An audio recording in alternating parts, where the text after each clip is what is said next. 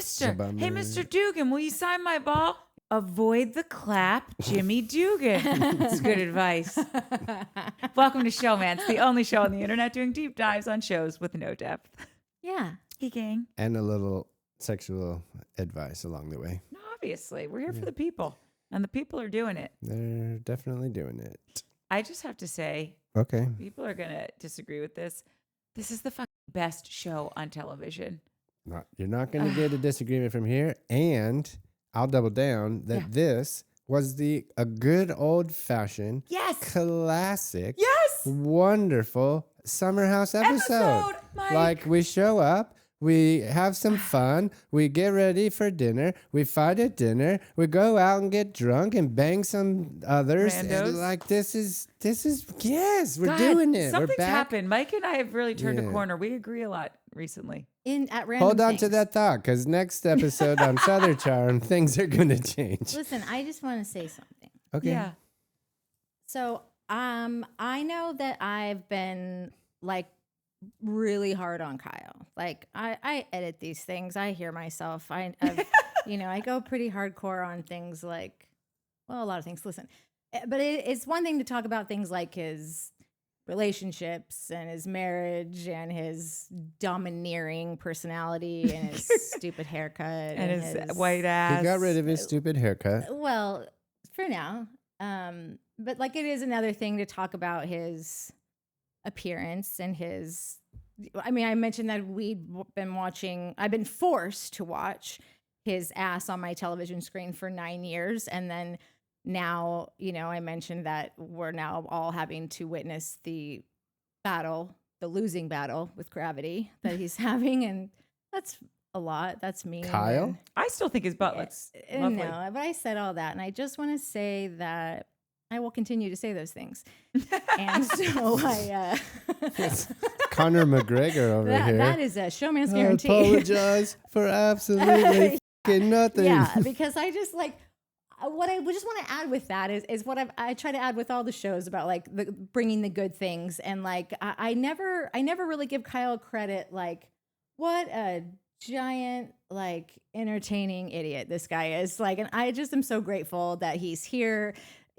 Every single time, is there a right decision and a wrong decision? You know which one he's going Remember with. in Friends, they used to be when something had happened when Monica and Ross were younger and it was a bad thing. And they were like, you pulled a Monica. Yeah. And I feel like now we can change it to you pulled a Kyle. Yeah. So like Kyle is bringing just like watching the most entertaining disappointment on television. And then to also watch the greatest takedown master, Paige Sorbo. It's like watching what was my analogy I was thinking of earlier? It's Peter Venkman versus the Stay Puft Marshmallow Man. In Ghostbusters where they finally take him down. That's what Paige is. These two, they know their roles, they stay in their lanes, and it's something to be applauded. And I just thank you. And here's to 50 more years of you being a big ding dong and Paige kicking your ass. Taking it right back down to Chinatown. And there being a camera crew to catch all of it for us. Yeah. Because I don't need that happening. Everything. They're not taping it. Yeah. I'll be leaving some It's comments nice. in the comment section about that. You'll be leaving comment section in the comments about what? About your silly thing that you just said. About, do you disagree? That Kyle literally brings every single piece of everything onto himself? Well, I mean, no. I don't disagree with that. I mean, You're saying- sorry, I do disagree. I was going to say, Yeah. that was way too easy. I knew that was probably no, I don't a think typo. A that's... misstep. No, I don't agree with that. Not everything. You know what I heard my Andy God. Cohen call his car? The Criver's seat. Instead of That's driver's pretty seat, the Driver's Criver's seat. That's funny. That's funny. good. I do love a man that cries, though, so I can't hate on him for that. Yeah. Okay, top of the pops. Yeah, we're just, no one's going to replace this guy. And Thank listen, God. I'm taking applications like I would, that'd be great and all, but like, we got to appreciate villains. Like, or I think he's fantastic Yeah. television. Yeah. Personally, I live for So- him. Keep him on. Yeah. Give me 10 more seasons. Yeah. Guys, Yeah. would any of you, let's just say all of you were in Carl's shoes. Yeah. Okay? You're in a house with someone Carl's gay shoes. that you were engaged. Gucci slides. That you were engaged, which no socks. That you were engaged to, and you broke up on national television. And within a month and a half, she gets pregnant, and now you're back under one roof, being filmed, and she wants you to do a gender reveal scavenger hunt. Are any of you doing that? Yes. I think that if given the situation, like I'm probably not going to be on a reality TV show, but given the situation that Carl's in, yeah, I would have done the same thing. And I was actually pretty impressed at his interview and him being like, listen, I can 100% sit in the corner and pout or like not be involved, or I can be involved and have a good time. I'm at a summer house to have a good time. So I'm going to dive in, and he seemed to dive in and have a good time. And I don't know. It seemed afterwards they started like it cracked a little bit of the shell. So like I was I don't know. I was pretty pumped that Carl did that. What are you laughing at? I'm asking, would you, Mark Connors, real name? I Mike wouldn't be Connor. at the summer house. No, that's not the You game. said that you wanted. You said it was your all-time dream. No. In this situation, if we were engaged to be married and we broke up, and 2 months later you were pregnant, a month and a half. I'm not going to the summer house with you. That's my question. What if, so no, you wouldn't do it. What if you're making a cool meal in app? Well, no one's making a cool meal in app. I don't know what the hell they're making, but not that. What if they're making $100,000 an episode? There's no way they're making $100,000 Yeah, an what episode. are you They're not talking making about? How are you making $100,000. $100,000 a Season 10, you're not making season? $100,000. They're not You housewives. Yeah, guys. this isn't Friends. What the fuck are you talking about? No, housewives make that. Yeah, But- they pay that on Bravo. 10 of them? This is a 10th season show. They are making upwards. Bro. There are housewives making at least $1 How million a many? year. Not the new ones, but like That's my point. Yeah. There's 38 There's billion just- housewives. There's 5 that make $100,000 an episode, probably. Whatever. Your Okay, Bethany's. fine. Anyway. What's These the number guys then? aren't that What's going to fucking get you there? number. What's the name your price? Let's see if we got it in the budge. let's just say you were making $250,000 for the season. You wouldn't show up. I mean, I don't know. I mean, I'm probably not because I'm kind of an asshole. I don't know if you guys have figured that out You yet. also are a very expensive boyfriend, so I could buy a lot of bikes. yeah. Yeah, but Think of all the ammo. Think of all the golf clubs. Think of all the balls. Yeah, I mean, listen, I guess maybe it's one of those situations that you tough to answer until you're put in that situation. But Well, it's easy if you try, Dick. I'm sorry. Now that that's come back into my mind, I'm going to use it every time I You can. need to. It's I so mean, good. yeah, I don't know. It seems like you guys want me to say. Well, we want you just to like get into, Play like the game. we're often going to ask questions that like those aren't real questions, but like maybe you just have to. Put Yeah, yourself but I mean, in. Yeah. if it's not like so. Again, I've answered the question. So So you're no, asking still me, a no. give me a Okay. number. I don't I know. did. I gave you. You're making $250,000 for the Probably season. not. So would you not show up the whole season, or would you just not show up for the gender reveal episode? I would Mark Connors Yeah. would probably cause such a fucking ruckus in Lindsay's life off camera before that she chose to leave, and I would go and party at the Now summer. that's the answer I wanted. That's what I would ain't fucking do. nobody chasing Lindsay anywhere. I would. That would be the next show I No, want to no. watch. Carl, time out. Carl couldn't. Mark Connors could chase that Okay. so into another Not state. You're we right. don't Sorry, comment sorry, on Lindsay. And well, maybe we'll wait.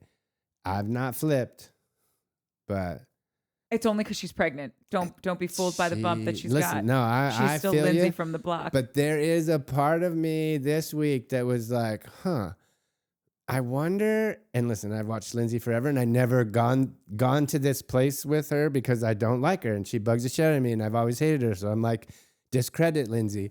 But this now, I'm kind of like thinking about it, and I'm like, man, I wonder if Lindsay's whole dream, her whole life, it was always just to be a mom. That like that's what Lindsay's good at. That's who she's supposed to be.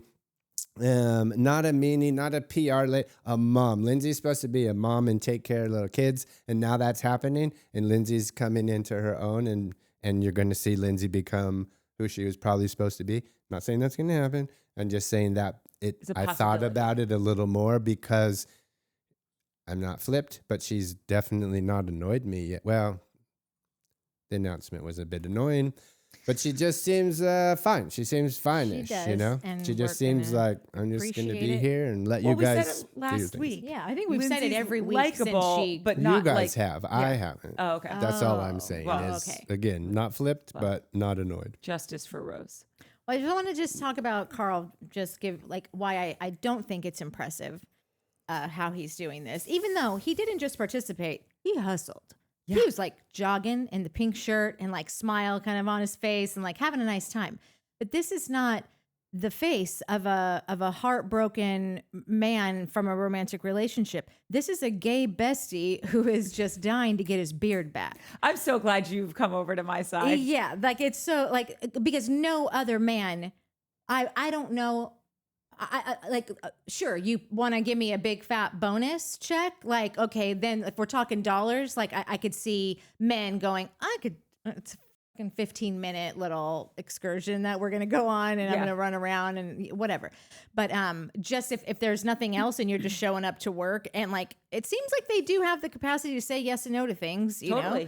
I'm finding that more and more lately. If with Emerald could things. miss the first episode to be on a sex swing, Yeah. surely Carl could have had a skip- doctor's appointment that morning. Exactly. Yeah. But yeah, that's a mean, guy Carl that did misses miss the his first best night. friend, and it's not a romantic heartbreak that he's going through. He was mourning the loss of a very powerful figure in his life, and so I think it would be a lot easier to get in the game, you know, when those are the stakes and not like. I never could have You done know. it. I could if Oh yeah, no. Well, but not for money either.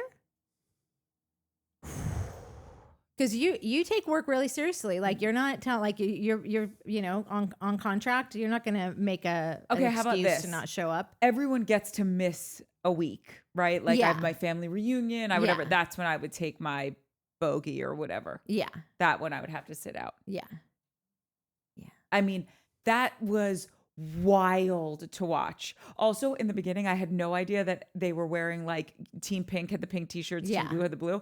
So, and Amanda just looked so cute and everything that I was like, oh, she's going for this like 90s grunge baggy look. I'm like, yeah. not my favorite, but she still looks cute. And then I'm like, wait, why is everyone wearing Amanda's outfit? 'Cause she's just so cute and everything. Yeah. Was it They fun? all had to wear pink at the dinner after. I was like, Jesus Christ, this won't end. How is Carl sitting through all of this? Ever since you said that thing about explaining why Lindsay makes people jump through hoops, Yes. I can't stop looking Seeing at it, right? every single thing that she's doing. I'm like, it's exactly what you said. That was like the perfect, like, just breakdown of why she exists, like in her Totally. existence, you know? And I do wonder if listen, I think you are who you are. And with Lindsay, the cake is baked. So I don't think she's going to pop out a kid and all of a sudden become a different person. But I do wonder if she will soften a hair in that respect. Yeah, look out, moms at the PTA. You know, maybe she's gonna go softer on like her friends, like, but she's gonna be laser focused on taking out all like the moms at school. I think. Oh, And 100%. there's another show. You know, Lindsay. God, she can bring anything. The gift that keeps on giving. Yeah. It took a long time for me to get here with villains on all shows. You know, we go through on The Bachelor. Like I used to just be like, get this bitch gone. And now I'm just like, what are they going to do next? Do you know what it's like? They're like, you know how we all have bacteria and viruses in our body, like just a little bit, just enough, like the flu shot. They give you just enough so that you can fight things off. I feel like that's the villain on these TV shows. Like you can't, your system can't be too clean. Yeah. Then you can't fight anything off. That gives us our story arcs. It shows us who we really do like. It causes people to open up. I'm starting to understand people like Ursula. Yeah, and Lindsay. just the role of, Yeah. of people that either makes you fight or flight or Yeah, that's why I always say that we can't get rid of bullies. Bullies serve a purpose. Oh, I don't You got know to be a about that. bully to find out who you are, and then you got to get bullied to find out who you are. Wait, you don't don't get have to rid of be a bullies. bully. No, you do. You got a bully to see what, like, does that make you feel bad? Do you have a conscience? Like, and if it should, I've never been a bully. I've never been a bully either. you guys are I mean, losers. I bully people on reality TV from this square inch. The buck stops here though. I do think about running into these people ever sometimes, and it does give me like heart Anxiety. palpitations. Yeah. Because you might not have ever thought this. I am horrified of confrontation. I avoid it at all costs. Not all. No, well, like I said on this. Definitely not all. I was just going to say with Mike. Yeah, you love confrontation with me. Oh my God, you are a walking confrontation. Yeah, that's Yeah, but exactly that's right. my jam. It's not your jam. Wow. Here to bump up. Anyway. Anywho. Oh, So Danielle, Lindsay's having it's so a boy. rude. Danielle's snarky interview. I've never been to a gender reveal where the baby daddy is in here. And the Do one you and guys your think ex fiance that is. she's just doing all this to get back at Carl? I'm like, here for Danielle's snarky Danielle. bringing it. Yes. She's like, maybe I don't want to be off this show. There's like three things going on here. She's either just trying to get the producers to be like, all right, why don't you come back next weekend? Or she's trying to get back in Carl's good graces with a thing like that, where Carl just invites her up next weekend. Or I wouldn't be shocked if her and Lindsay like concocted this whole thing where it's like, no, you're gonna say this so that I can be like the single mom rising up against adversity and like kind of point out all the things, like, because when has Danielle and Lindsay have only ever been against each other for like 5 minutes. The rest of the time, Danielle will do anything for No, Lindsay. but they just came off of a break. Remember last Yeah. episode? She was like, the break was Yeah. lovely. I think Danielle, remember we were talking about this last episode where once you get that friend of yours that's an albatross around your neck Yeah. off of you, you're like, what the fuck? I don't know if you've ever worked out with a personal trainer or something and they've put one of those sand weighted vests on you and you have to walk up a hill or Oh, something. yeah. Totally. Okay. Well, they do this. So I got my abs. I just wake up with my cat on my chest and I'm like, Well, they'll put these vests on you and all of a sudden you take it off and you're doing the same thing and you're like, what? Holy shit. I feel like I'm flying through the air. I think that's how Danielle feels, where she's just Yeah. so free because she's got this yeah. monkey off of her back that was obviously Lindsay. And I think now that she has found her own freedom and has escaped the tyranny of this chick, she doesn't care. She's going to say whatever. She's going to say the snarky comments like, oh, another post. Will it be sponsored? Or like, Yeah. just the break was nice. Oh, isn't it weird to be at a gender reveal without the dad? Yeah. I'm here for her. This is the evolution. Yeah. It's her freedom era. I love when Sometimes- Emerald was like, who's going to jump out of this thing? The baby daddy? That's funny. Yeah. Are the sometimes like for people like that are so addicted to a friend or whatever relationship, and then they lose that friend or relationship, that time where you find out like, oh, this might be a weird analogy. I used to smoke cigarettes for a long time. And everyone's like, you should quit smoking cigarettes because that's not good for you. And I'd be like, there's no way. If I quit smoking cigarettes, I'll drop dead in 3 hours. Like that, they can't do it. You can't do it. You can't do it. And then you do it and you're like, oh, I'm not dead. I'm still alive. Actually, I feel pretty good. Oh shit. I don't actually smoke feel anymore. better. Yeah. Yeah. Like, and then all of a sudden, 2 years goes by and you're not a cigarette smoker. So Not only are you not a cigarette smoker, but then you become the people where someone's smoking next to you and you're like, oh, it's disgusting. We have to move. haven't gotten to that point yet. Okay, well, I know a lot of still hang out with my smokers smokers. But my point is like, I thought there was no way I could live without this thing. Now I live without that thing. And I'm like, oh, you can live without it, Mike. It's going to be fine. Danielle has learned that she can live without Lindsay and it's going to be fine. So now I can hang out with my old smoking buddies and talk and be like, oh, you guys fucking smell like, oh, you still smell like whatever, and not feel bad, or they're not going to give me any, you know what I mean? Like, it's kind of that same thing. She's learned like, I can talk shit, and if you leave, I'm fine. I've lived that life and it's fine. I made it through it. Liberation. Yeah. Not that she doesn't want to, and not that I don't think about having cigarettes once in a while, but it's fine that I don't get to have them or whatever. I'm glad that she's here because I'm just glad that Lindsay has a counterpart. I mean, she's doing well with all the girls, but like, Yeah. I always liked them together, aside from when I really hated Lindsay and just did not want anybody defending her. And so she Yeah. was kind of a enabler for Lindsay Totally. a lot of the time. But right now, it's just, I'm happy to see, I'm just happy to see them together right now. Do you know what I was surprised about? They got into the meat and potatoes of this episode really quickly. Yeah. Like it wasn't one of those, we're waiting to the last 15 minutes. This is when the fight starts. Yeah. Which means obviously next episode we're still getting, or the aftermath might be just as good. Yeah. Because we sat down, everybody's pretty in pink. We sat down at this dinner table and within, at least editing wise, it was minutes. Yeah. When it started, when she was like, "Oh, Lindsay," Paige said, "Lindsay, have you guys picked a name? Have you thought about the name I suggested to you?" Kyle keeps asking Paige. Paige doesn't really want to interact with him. Yeah. And well, then somebody said something. I don't know if it was Lindsay and Carl. Like, how are you guys doing? And then somebody didn't answer. And then they were like, "Oh, well, Wes didn't say how are you guys doing?" And they didn't really answer. And that's when Paige was like, somebody should ask Kyle how he's doing because he's had a lot to say this week. And then that's when it set off. But to that, no, they're doing it on Southern Charm too. So I don't know. Listen, I'm old. I don't remember a lot of stuff. I don't know if this is something that's happened forever. I always feel like those fights at dinner always come out fairly naturally, right? Because there's a thing, everyone's having a good time, somebody says something, somebody else is like, wait, what did you say? And then that's how the fight organically starts. Yeah. These last few episodes of Southern Charm and Summer House, they're at dinner and somebody's like, all right, who's popping this thing off? Yo, Shep, you fucking are crazy about, hey, why don't you guys talk? Kyle, what the fuck's your problem? The bombs would be great.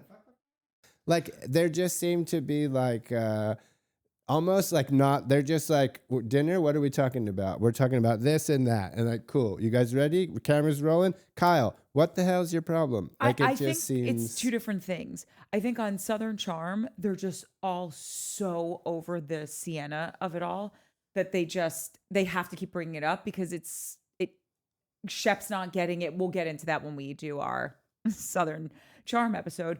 But I think that's coming from a different place. I think this was, Paige is writhing with anger. She is so annoyed with him that I don't think she can keep it bottled up. But they did it last week with West and Sierra. But Sierra said it. She's like, I'm going into dinner and I'm probably gonna say something because I'm so annoyed with this human being. I think seems like a new thing that's happening a lot to me. I am loving it. I'm not hating it at all. I just don't remember seeing it that like hardcore. Easily. I have, because I watch a lot of Housewives stuff, and what happens is when one of the characters walks in and they're so annoyed because you just called me out to this person and that's not true, or whatever the thing is, they'll come in and they're just waiting for the moment to be like, oh, they're trying to take your order, but you're not listening because you never listen, because if you did, and then they unload on them. Sure, but my point exactly. They're waiting for X to happen so that they can naturally interject this is what I'm mad about. Where on these last few weeks of both of these shows, it seems like they're not waiting. They're like, we're rolling? I got a problem. We're talking about it now. You said this. Or somebody's like, hey, don't you guys have a problem? Let's go. Where normally you wouldn't see that in the edit. Like, it would just be like, oh my God, Natalie and Courtney are fighting. You wouldn't see me being like, we're good, Jeff? Okay. Hey, you guys got a problem. Don't you guys want to hash it out now? And you're both like, well, we were going to actually do it up in our room.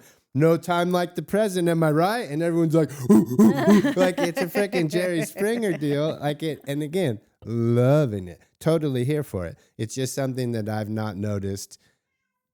Just so like out of the gates. This makes me feel like then you would love the Housewives, because this is what you just described is Housewivery 101. It is Housewife Dinner 101. Yeah, listen, you're gonna have to watch it at some point. I'm just saying.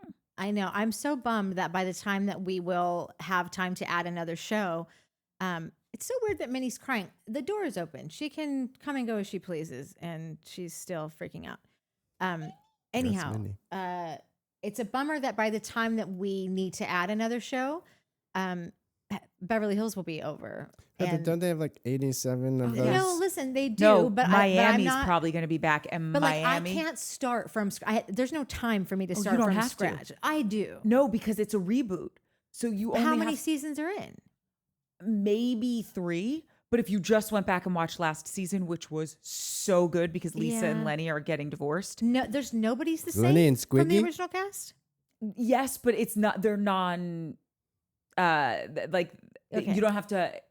You don't have to watch High School Musical 1 to understand High School Musical 2. No, I know. I just like to. I like to have all the facts. I don't like to go off on someone that somebody can be like, "Oh, but that's because she got punched when she was little," and I'll be like, "Well, never mind. Everything I just said about her, my whole assassination on her character, throw it all out." That's why I like to watch them from the beginning. You know, I'm an S1E1 person. I'm telling you, you could start just from the reboot. It is so. The franchise is in fuego. If I may. And you think that would be like, that's not like Salt Lake. Like that was a No, that was these- a, my bad to start him on Salt Lake. That was not a good. No. I think you could start them on Miami.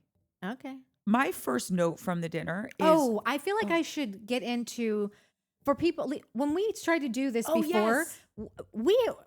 I don't know how it happened, and we shot something last night to kind of go over some. Well, actually, we didn't do it for this we get- though. No, we God, did just a little bit. We were talking about very how little. Yeah. the seltzer Okay, v seltzer. So we had a show last night where we were just playing a little bit of catch up, and we were going to go into to kind of talk about how the Kyle and Craig thing originated. We all thought it was from a sponsored post. Had no idea that he had invested in a company. I don't know how we missed that because now going back to like look through the timelines and read some articles, like this has been going on for about a year. Again, I missed that whole thing, I don't know. But maybe some of you did. Maybe you didn't. Maybe you need to do some dishes right now. But I'll give like a. Minnie, what the hell are you doing? It's so cute. I've been watching her. What are you doing? She's like, I need to know about Kyle and Craig. She was confused too. She thought it was a sponsored post also. Yeah. This is just like the rundown of what actually happened for anyone else who's confused because we were all wildly out of the loop. Yeah. So out of the loop that you guys missed a bunch of good stories that never will see the light of day because we didn't know what the hell we were talking about. Oh, yeah. That's how this whole thing started was when we filmed this last week. We did the whole thing that this was because we thought this was based on just an ad. And we were really just like mainly talking about like, who the hell is Kyle to demand anyone do an ad or not do an ad for anyone? If there's money to be made, the money on the table, take it. Like, and then we realized, no, it's a little bit deeper than that, which was good. To know that Kyle didn't just because it would be very Kyle to still make a big hullabaloo over just an ad, but at least there was some stake in the game that you know that's something. So there's this article in Us Weekly. It's dated February 24th that lays it all out pretty well. So I'm just going to kind of go through that and like I said, hopefully it's not just us. Okay, so in January 2024, Kyle crossed paths with Ben Sofer. Sofer, I don't know, but he's the owner of Sprit Society. They were at an industry conference. Kyle says that Sofer DM'd him and they made plans to go to dinner together. So that's January of last year. That's about 10 months ago. 14 months ago. What month is it? She's not the mathematician in the 14 family. months ago, yeah. But that's how far back this whole thing goes. The dinner happens on February 7th. So just like a couple weeks after they meet, they have the dinner. They talked about doing an event together. The companies might collab on a party. Then he says that he learns that Sofer was with Craig the next day.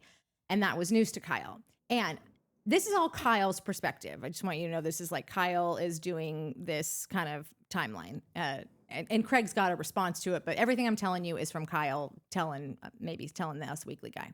Kyle says Ben never mentioned to him at their dinner that he was meeting with Craig the next night. Kyle's like, he knows that Craig and I are friends and some transparency would have been appreciated.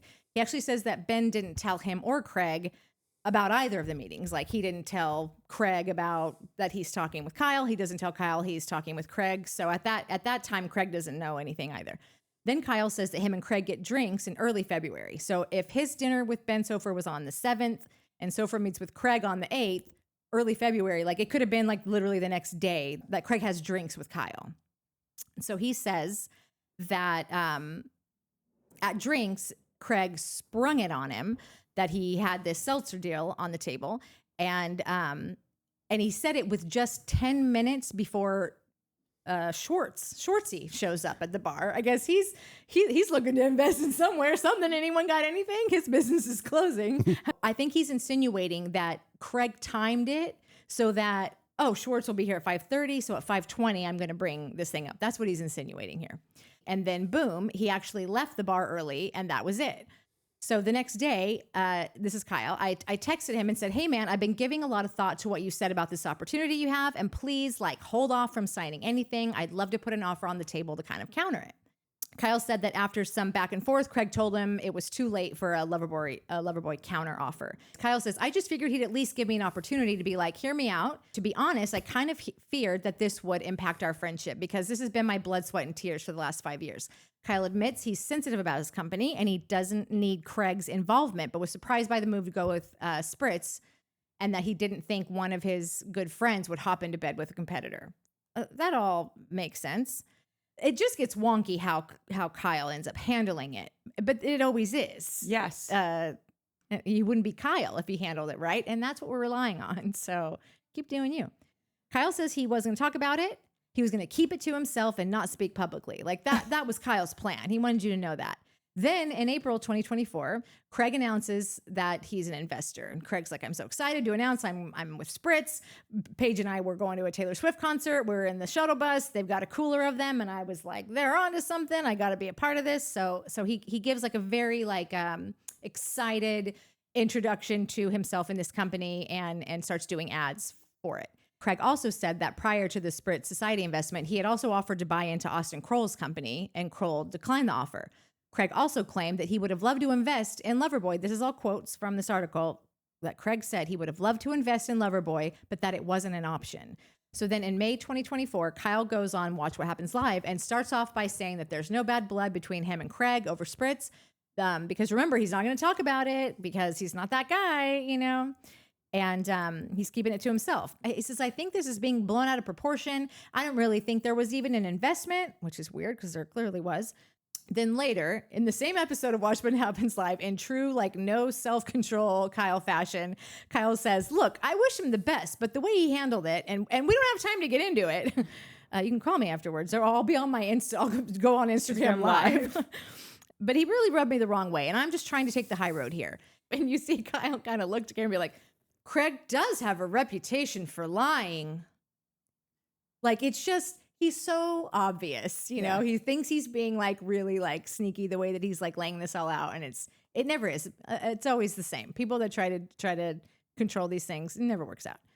So also in May 2024, Claudia Oshry, Oshry, I don't know. She's the wife of Ben Sofer. He's the owner of Spritz. So that guy's wife goes on the Toast and says that Kyle never offered Craig to be a part of Loverboy. And that's where the whole sort of mess begins, because that is the sort of I don't know if crux is the right word, but that's the thing that's if Kyle never offered it, then really there's nothing to, this whole thing goes away. It's just okay, well, I wanted to do it. You said no, so I got a job elsewhere. That's easy enough. But Kyle is going to the grave saying, everyone knew I offered it. It was $25K, just like it is for anyone else. And he says that at the table too.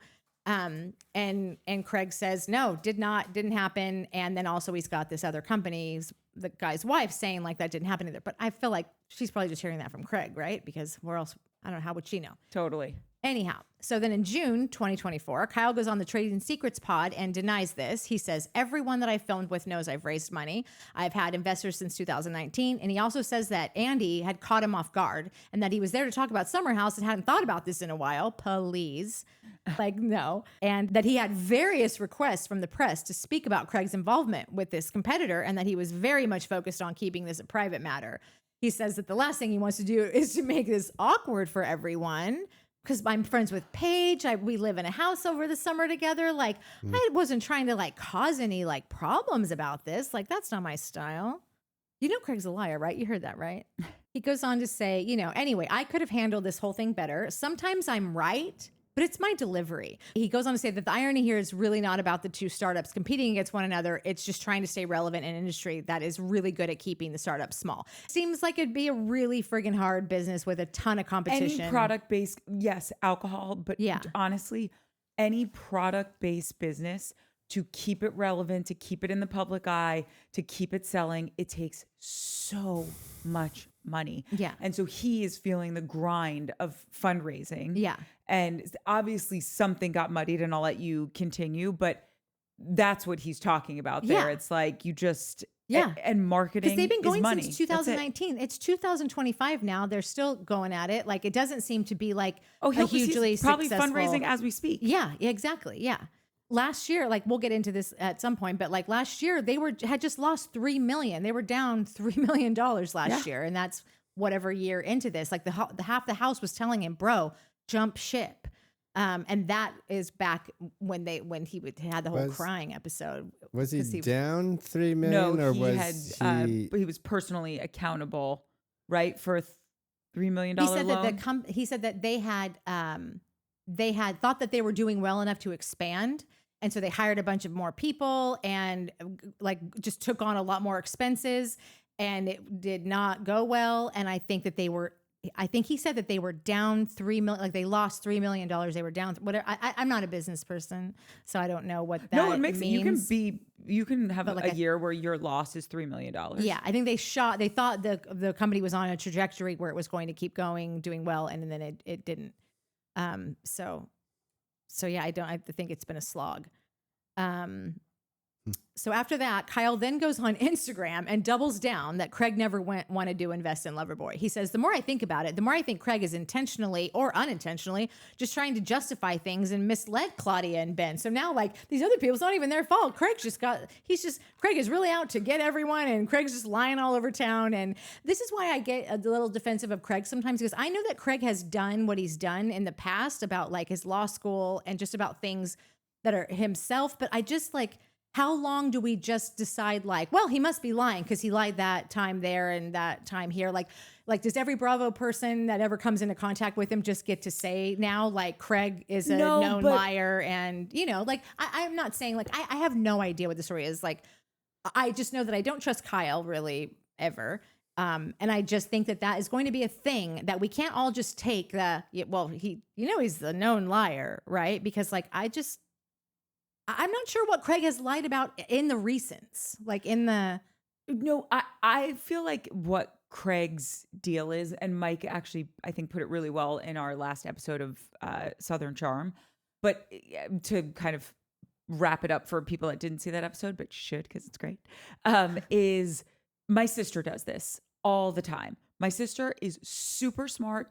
She can see something and assess it really quickly. But when she's giving you the bullet points, they're the extremes. Yeah. Because she's like, why are we even talking about the details? It doesn't matter. Courtney said, throw it away. And I was like, I did not say to throw it away. I said, I can't fit it in my suitcase right now. And I'm flying back to LA. I'll get it on my next trip, but I don't know when that's going to be. And Betsy's like, well, you know what? She might never be home again. And who knows what's happening in the world. California almost just burnt down. So just throw it out. That's what Courtney said. She probably can't house it. She doesn't even have a home. Right. I'm like, that's insane. That is absolutely insane. But that's what she deduced from that 3-second conversation she had with me. And I feel like Craig does that time and time again because he's so. Chrissy Sheik said that her little brother does that. Yeah. Like, comes up with wild stories and then just tells them so many times that now he just believes them. And so he doesn't even know he's lying there's anymore. a seedling of Well, truth and then in you it. like she said, like, and I used to have a friend that did this too, is like, they're totally lying. It's not even like, it's like, no, dude, we all know that that's not true, but they get so mad when you fucking tell them, no, dude, that's not true. And they're like, no, it is. How come you don't believe me? I can't believe you don't believe me. And they just get so worked up that you're not believing them. Yeah. When they're telling you 7 + 1 is 42. Yeah. And you're like, it's not though. Sorry, that You guys are in a mood tonight. what is it? you got the zoomies. I got the zoomies. So then he leaves a comment on the guy's podcast, Jason Tardik, I think his name is. He leaves a comment on that guy's thing that says, Craig never asked me to invest and never even offered to like reconsider anything. So like it just keeps getting worse and worse. So after all this, Craig enters the chat. Oh, I'm just kidding. His rep does. Because that's what you do, Kyle. You have your reps answer things. You don't have to go out and get yourself in a freaking hole. You have your rep come out because that's what a professional business person does. Yeah. Yeah, because nobody wants to be crawling around in the mud. Like if you're trying to run a company and like have a thing that it's just presentation. What were you going to say? No, when you keep saying these names like Jason Tartick and all, I'm like, I know these names. Why do they know them? Everyone has a podcast. Yeah. That's that guy from The Bachelor's brother. Yeah. So he's got like yeah. Carry on. I think he's got like maybe a finance podcast or business podcast, but then sometimes he'll bring on reality stars who have started businesses on their shows. So it makes sense that Totally. He came from the Bachelor Nation. So Craig's rep says, Craig is deeply disappointed and saddened by Kyle's abrupt accusations after his appearance on the Trading Secrets podcast. The truth only hurts one person in this instance, and it's not Craig. Therefore, he will not comment further on this matter, nor be drawn into an unprofessional arena. Craig has learned to blame himself and not others for everything that happens in his life, including the success of his products and companies. He looks forward to continuing to share his life with everyone and thanks all of his friends and supporters whom he views as family. Oh, God, dude, I wish you hadn't read that. Okay, That's what you do if you have a bajillion-dollar company. I agree. And I was actually thinking as you were giving us this whole rundown, if Kyle had any brains in his head, what he should have said is, listen, I believe we're in an industry, a world, whatever, where everybody can win. Of course, I wish he was a part of the Loverboy team, but there's enough out there for everyone. Cheers, guys, and let's crack a Loverboy. Yeah, exactly. Like if the more you give it attention, the bigger it becomes. And he gets so upset. If you're thriving and your business is so on easy street, why are you getting so pissed about this? And I get it. It would hurt my feelings if, like, I own a gifting company. If you went and invested it in a competitor's company, I would be bummed, but I wouldn't want to get all hot and bothered about it publicly, because then I look like something's wrong at my business, or why am I getting, it's weird that I would be getting so upset publicly. What if you had a gifting company and Natalie invested in a competitor's gifting company, and then the internet went crazy talking shit about your company and how you got another person fired because that person said something about another gifting company, and fuck your company and fuck everything, and Craig, yay, Craig's the best, fuck you. And maybe it's not, maybe some of the things aren't true. Maybe it didn't really shake down the way Natalie said it shook down, and nobody knows that. So your company is getting crapped on, and you just would be like, oh, there's enough to go around for everybody, or you would defend yourself? Because it seems like that's what Kyle is saying, right? And whether it's true or not, Kyle is saying, well, I'm supposed to just sit here and take it? Like, there's been lies. Even Amanda said it. Like, there's been, this is messing with our company. Like, but this what stupid is, though? story. Like, this is the press. Kyle's story. Like Craig, sure, Craig came out and announced his company or his new investment, but the only reason we know about any of this is because Kyle told us about all of it. Okay. No, Hannah went on a podcast and said she got fired because she did a thing with another brand and Kyle fired her. Here's the thing. She didn't.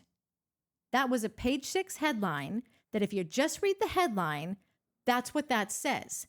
If you can read the article, my point or is, you don't have to. You don't want to read. Oh, I'm sorry. Go ahead, because I have No, carry on. This is where, to me, it gets interesting. So as we just said, like, you would never even know about the issue had Kyle not brought the issue to us. It's like he brought this whole drama up, and then Craig comes out the noble winner again, just purely by not getting involved, like not getting into the mud with him about it. And so then he brings up about how Hannah did this podcast and said that he fired her because like she did this ad for another competitor, and she didn't know she could, and so she was fired because of that. Well, that was a Page 6 headline, so that didn't help any of us. But Page, I love Page 6. I'm a huge fan, but it is clickbaity. If you were to read the article, you would see that that's not what happened. If you don't like articles, you don't like reading, there's a podcast. It's on the BFFs podcast with Dave Portnoy. You could watch the podcast. You don't have time for long form? It's a TikTok. You don't have one? I do. And I'm going to play you the video. But I think getting fired from Summer House made me feel like it made me want to get a Netflix special. Like, I wouldn't have gotten a Netflix special if I didn't get fired from. Did you get fired things. because that's true? Because you were like sponsoring a rival seltzer drink? Oh, wow. Dave is on his shit. The truth is, beef started because I did an ad for Truly Seltzer and I didn't know that I wasn't allowed to. So that's a yes. But I know Bravo didn't fire me. Just some people on the cast got annoyed at me. Because they have their own drink? Yeah. Are they the Loverboy people? Yeah, but I mean, Is that a thing? Is that a real drink? I promoted, we drink it that was like a big storyline on the show. I didn't know that I wasn't allowed to drink other drinks. And I think some of these shows become a lot of egos. And it's like, it's my show, it's my drink, and you can't do that. And there's no rules. And it just becomes fighting over egos and screen time. And it's not that fun. So if it wasn't because of the seltzer, what was like the argument with Kyle and Amanda that ended things? Or is that really what ended things or no? See, I don't even know who those people are. It was just like layers and layers of just, honestly, it was down to egos of like, people didn't fuck with me anymore. It was like kind of embarrassing. And people basically like, we don't want you to be our friend. And I was like, how mean. And I was on a talk show at the time. I was on Summer House and I got fired. And in that moment, like, you have nothing. That kind of shit makes you motivated to like get on stage and like get a Netflix special. So that's today, right? The Netflix is now available, correct? It's hilarious. Yeah. I do think like revenge and like pissing people off is definitely a huge motivator in my life. And I highly recommend it if you're feeling pissed at someone. Just like focus it on yourself. I'm kind of like the king of revenge, so that's why I fuck with you, Dave. I fuck with you. Yeah. She clearly states, I did not know. Bravo didn't fire me because of that. These people just didn't really want to hang out with me anymore. Like, Okay.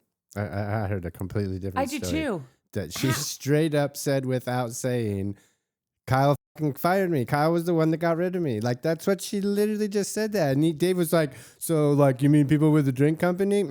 People like with a lover boy? Yeah. Like, she stops him at every. She's like, no, but no, I didn't get fired. Like, Bravo didn't fire me because of that. Okay. It just like it was a beef. Like, people didn't with me after that. Like nobody. Like, she kind of made enemies with everyone on that show. Like, anybody can watch the season and see, like, she did not get fired because she did a drink ad. She got fired because she lost her damn mind that season. Like, we all witnessed it. She did not say, she actually corrected him. No, I didn't. Bravo did not fire me. Yeah, nobody said that. Bravo fired her.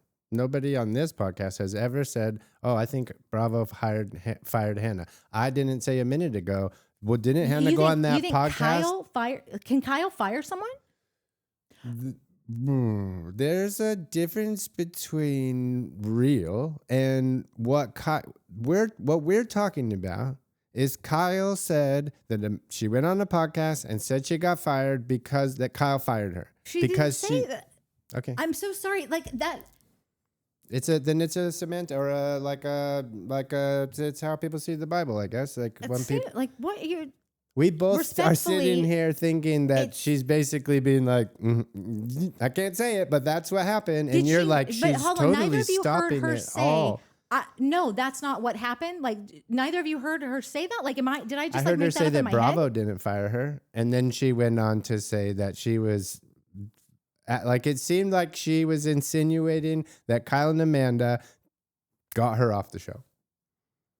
Is that not what you heard? What I heard her say is that she was drinking another seltzer. I couldn't delineate whether she was doing an ad for it, a sponsored post. Yeah, she did an ad for it. Did an ad for it. Okay. And that upset some of the people that she filmed with. Yeah. And she didn't realize that she wasn't allowed to, like, in her words, with other alcohol brands, even though when she was on the show, she was promoting and drinking the beverage they had there. Yeah. And that started to turn people against her, and they wouldn't, quote, in her words, they wouldn't fuck with her. And if you're on a reality TV show and people won't film with you, then they're kind of driving you out of the storylines and out of the show.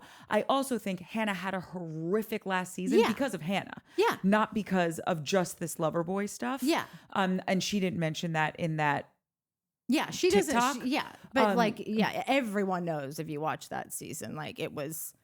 The point is, Kyle's mad that she said this, that she started this rumor that him And wait, maybe Amanda were, sorry. go ahead. Sorry, I just want to finish what I heard just to see if it's also what you heard.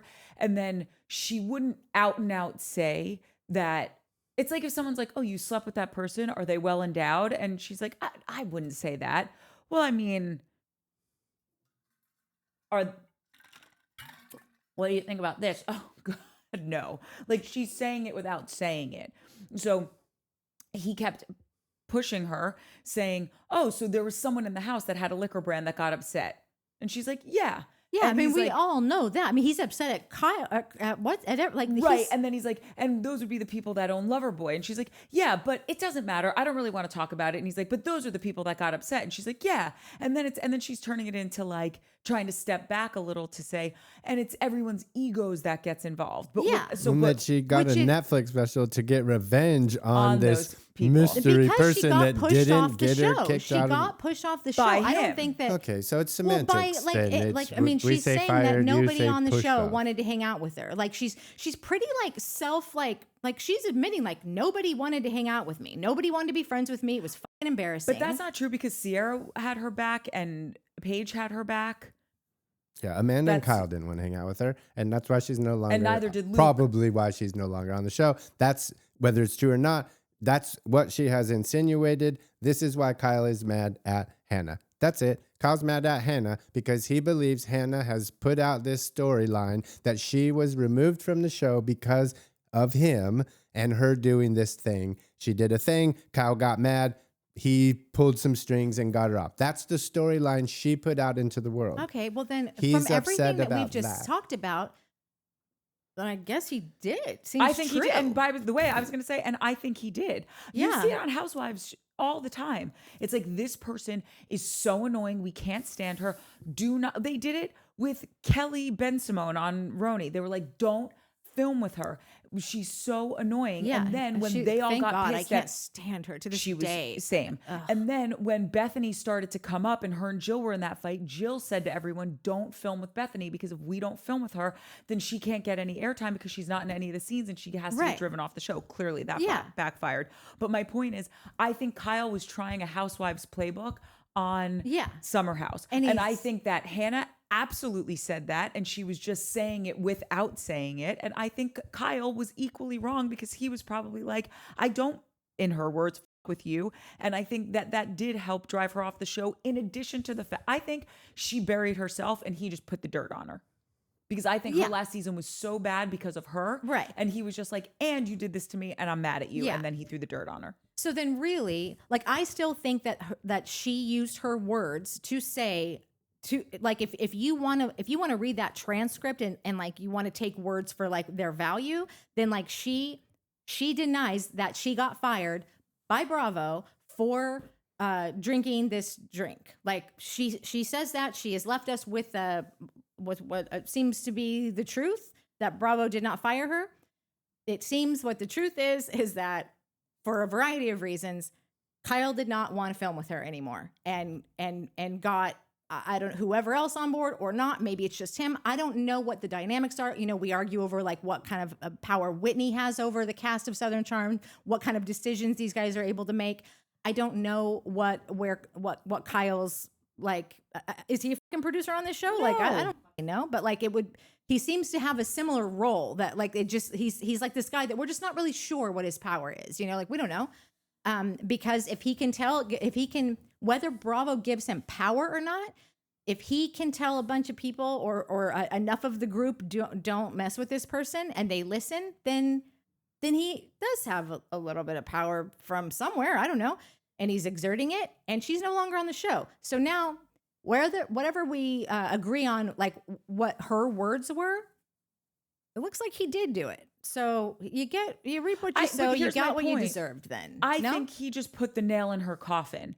I think it's one of those things where she had a terrible last season, right? Yeah. And if whoever's the leader of the pack, let's just say for conversation's sake that it is Kyle, then he could have been like, hey guys, we love her. She's part of our family. She had a gnarly season, but let's like gather around her to make sure that she knows she's loved and like we got you. And then I'm sure she would have come back the next season. Yeah, because Paige says, I wish I would have stuck up for her more that year. That's exactly right. Yeah. And then, but I think because she already had this terrible season. Yeah. And he was pissed at her. He's like, fuck it. Yeah. Here's the nail in your coffin and Yeah. you deserve it. That's what I think happened. Yeah.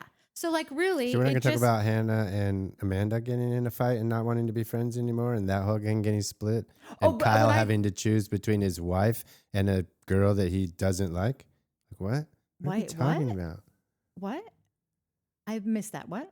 Like Amanda and Hannah got into a fight. Like that's I think that's what fractured Hannah and why Kyle had to pick a side is because I'm sorry.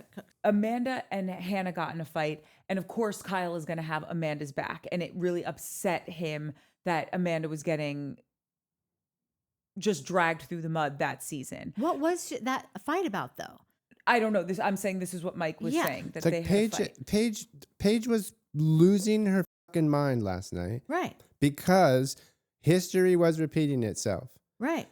Amanda and her and Paige were best buddies. Oh, can we have a sister wives without a husband? Oh, we're best. Yeah, yeah. Right? They were the trio. And then they got in that fight at the dinner table that day when Kyle was like, you don't fucking do anything. You're lazy. And she's like, I'm not lazy. I clean up after myself. And Amanda jumped in and she said to Amanda, you can sit there and have him yell at you like you do. I'm not putting up with it. And she turned and walked away. And that was the beginning of those two not being friends anymore. And then this thing happened. And now Kyle's business and Amanda's business is suffering. Like, obviously, Hannah was having a bad season and Kyle was irritated with her because of all the alcohol business stuff. And so she's already dead and he's just helping to bury her. And you were adding in that it is also because Hannah would sit there and say crappy things to Amanda about their relationship. So if Kyle would come for Hannah in a tone that Hannah didn't like, she would say, listen, you might be able to talk to your wife that way, but you don't get to talk to me that way. And that even set him off more. So I think it was for Kyle, his business is personal, which I understand. And also there was personal stuff in there where she would attack their relationship. Yeah. And everyone would talk about Kyle and Amanda's fights, but Yeah. Hannah really went for the jugular when she Yeah. said that. And I think that what Mike's saying is the combination of those two things. It's like, you split up this girl group, or in Kyle's mind, you fractured this girl group by going after my wife, and you're now coming after my business. Like, I'm done with you. And I don't think anyone should film with you because I think you are toxic for the house. This is probably what Kyle was saying. I'm not saying I believe this. Yeah. And so then Hannah is sitting there saying, yes, I had this is what I'm sure she says to Paige. Yes, I had a shitty season. But if Kyle, who's the ringleader of the majority of these MFers, if he stood up and been like, said, guys, let's just give her another chance. Like, we love her. She's part of the family. Yeah. I would have gotten another season. But he that's didn't. what And it he was. drove. So you said that if Kyle would have just stood up for Hannah, but he couldn't have because Hannah and Amanda were on the fucking outs. If you guys are on the outs, I'm sorry. I'm picking her fucking side and you're out of the 100%. summer house. That is what it is. So like Kyle would have never been like, hey guys, let's give her another chance, because his wife, who is now on the outs with this girl, would have been like, are you fucking drunk, dude? Fuck you. And he's yeah. not. Like, so that's never going to happen. No, I'm not saying that he's wrong for doing that. I'm saying that's what I think happened. I think he is wrong for doing it. Right or wrong, Wait, I'm hold saying on. what happened was he was pissed over what was going on, and that's why he drove the nail into her coffin. Yeah. Not saying But it's you're right or wrong. saying that he said, hey guys, let's give Hannah another chance. And No. I'm saying that if he wanted I think what happened, how he quote unquote got her fired from the show is that she had a shitty season and he was already pissed at her from the stuff that happened with Amanda and the stuff that happened with Loverboy. And because he does have a big say in the house, he was like, fuck her. Nobody film with her. Nobody be around her. And let's just let the trash take itself out. That's what I think happened with Kyle and Amanda. I'm sorry, Kyle and Hannah. I mean, okay.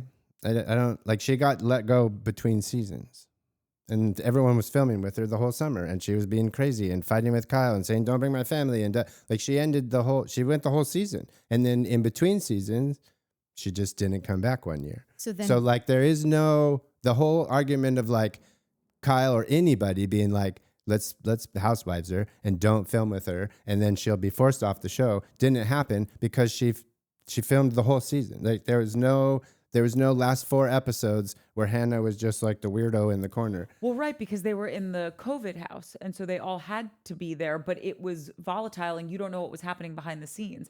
Kyle could have been like, this is crazy. If she's back next season, I'm not doing this. Like, then that almost makes it worse. If it happened between seasons, then it seems like he maybe did go into Bravo and say it's her or me. I'm not saying that he didn't. I never said that Kyle didn't get her fired. The thing that we're No, yes, I know. This is all about what Hannah said. I still personally think that Hannah had intended to use verbiage to say that it is not how it went down, and that Dave just sort of strong-armed her into it, and at a certain point just talked over her for the rest of the time. But I think that Hannah said very key words. No, I did not get fired. That is not why Bravo did not fire me because of that. And then he just kind of kept going and whatever. And like, I do think that there is all those things that we've already talked about, all agree on, like this is probably how it went down. So like, I just don't think that him saying right now, Hannah said this about me, I think is a false flag. I think that he ran with a story because I think that he wants to blame someone. I think he wants to talk about this on the show. I think he wants to get more press out about Loverboy. The company is on its last legs and he is doing everything that he can to bring up the company, and like maybe fans get on board and want to support Kyle if they can get on his team and he can tell you his perspective, because Kyle is a bit of a shep in that way where he's going to tell you and paint you the picture and tell you what happened, and like but he's like way worse. He's way more petulant, and he sits over Amanda's bed and goes, and Amanda's like, I'm asleep. Like Kyle's just that way. He has to tell you how things happen and you need to agree with him. And then when you don't, he'll cry. He storms off. Like he runs out of the restaurant. He goes, sits in the car, whatever. So, but to talk about that, just my 2 cents on what you were just talking about him choosing his wife. Of course, choose your wife. I think that Kyle has been the root of all the problems with the girls. Like it was always arguing about Kyle. It was, Amanda, wake up. This guy's doing this, that, and the other. And like, you're just going to take it. It's a lot easier to not get married than it is to get divorced. It's a lot easier to call off a wedding than it is. Like, he has been a guy that like any girl would not want their best friend marrying. So I know what you're saying. I remember the argument that you're talking about, but I just believe over all these years, Kyle is at the center of every problem. And continues to do so here. So I just that's how I kind of feel about this whole entire thing. And then how he goes on with these interviews when he's at Bravo Fan Fest in Miami, talks about Craig's business, takes every opportunity to take a shot. I don't know if Craig if Craig was offered to go into business or not. I got to tell you, who the would want to fucking go into business with Kyle Cook at this point? Like, well, we already tell people don't go into business with your friends. Like that's like a golden rule of business. What are we doing here? Well, for business, you'd have to get paid. So that's true. We're in, whew. Wait, can I just say one really quick thing about the Hannah interview? I think the only place where you and I are disagreeing is Hannah is no dummy. Yeah. She said what she said. She just used Dave as the mouthpiece. But you don't think Dave, she kept talking and Dave just kept steamrolling over and I over. think she wanted him to do that. Sure. I think that Kyle wanted all this to happen too. Like these people are 2 adults. They could have talked beforehand. I don't know what I'm saying though? Like at a certain point, 10 years in, you got to start figuring out how to work the system. But I think it's one of those things any of them. where it's like, oh, I want to say Courtney dated so-and-so at some point in her life, right? And I'd be like, I would never say that. You're like, but I can. And I think that like, and so then we would be at a dinner party being like, oh, did you ever see that? Yeah. Whatever. I think that's what's happening. And Hannah's like, no, I can't say that this person had a major hand in getting me fired. Okay. And Portnoy's like, but I can. Yeah, sure. So then if that's the case, either way, Kyle has taken this and is running with it and is bringing it to the dinner table, bringing it to all the outlets, going to Watch What Happens Live, telling everyone, like this is probably the biggest spend of Kyle's marketing budget every year is this show, bringing all the booze, and I mean emotional budget as well. Like like this is his time. I think that this is a fight or flight moment for Loverboy. Like I don't know where it's going. Well, yeah, that's probably why he's getting so overreactive about all of this. But even with everything that you're putting out there, right? Like the timeline between Kyle and Craig's stuff, the Hannah interview. The reason I almost don't even care about any of that stuff is because he's attacking Paige. Yeah. And it's not just that I'm like Paige for president, Paige for mayor, Paige for my OBGYN. Like I just love her in every way, shape, and form. She has nothing to do with it. No, she nothing. is not Hannah. Right. She didn't do the interview. Right. She is not Craig. She is not an investor in this other seltzer company. So for you to come at her about either one of these things is so off the rails, rude, ridiculous. You don't act that way towards someone. I said it last week and I'm going to say it again. If you really had a problem and you really wanted to fix it, go to Paige and say, this is your best friend and this is your significant other. I am so deeply hurt. What's the best way for me to go about talking to them about this so we could clear this up? And not for nothing, by Hannah doing that interview, the only reason it keeps getting picked up is because Kyle is now talking about it. And him fighting back is why people are adding him on social media being like, don't F you, don't come at Hannah. If he just said, listen, Hannah has so much success now. Probably if I did get her fired, then I should get a part of her royalties from her Netflix special because she's thriving after the show and I'm so happy for her. That would have killed the entire story and he wouldn't be getting people coming at him online. No, he's figuring that out now because as of late in interviews, when like Andy's doing a thing about like, you know, Andy's always just stirring the pot, you know, on this show. And so Andy will ask him like, who's the better this? Who's the worst that? Who's the better blah? Who are you more mad at? And he was giving Hannah every single, like how I played the Madison talking. It was the same kind of deal, but it was between Craig and Hannah. And he was giving Hannah all the glory. And I think it's because Kyle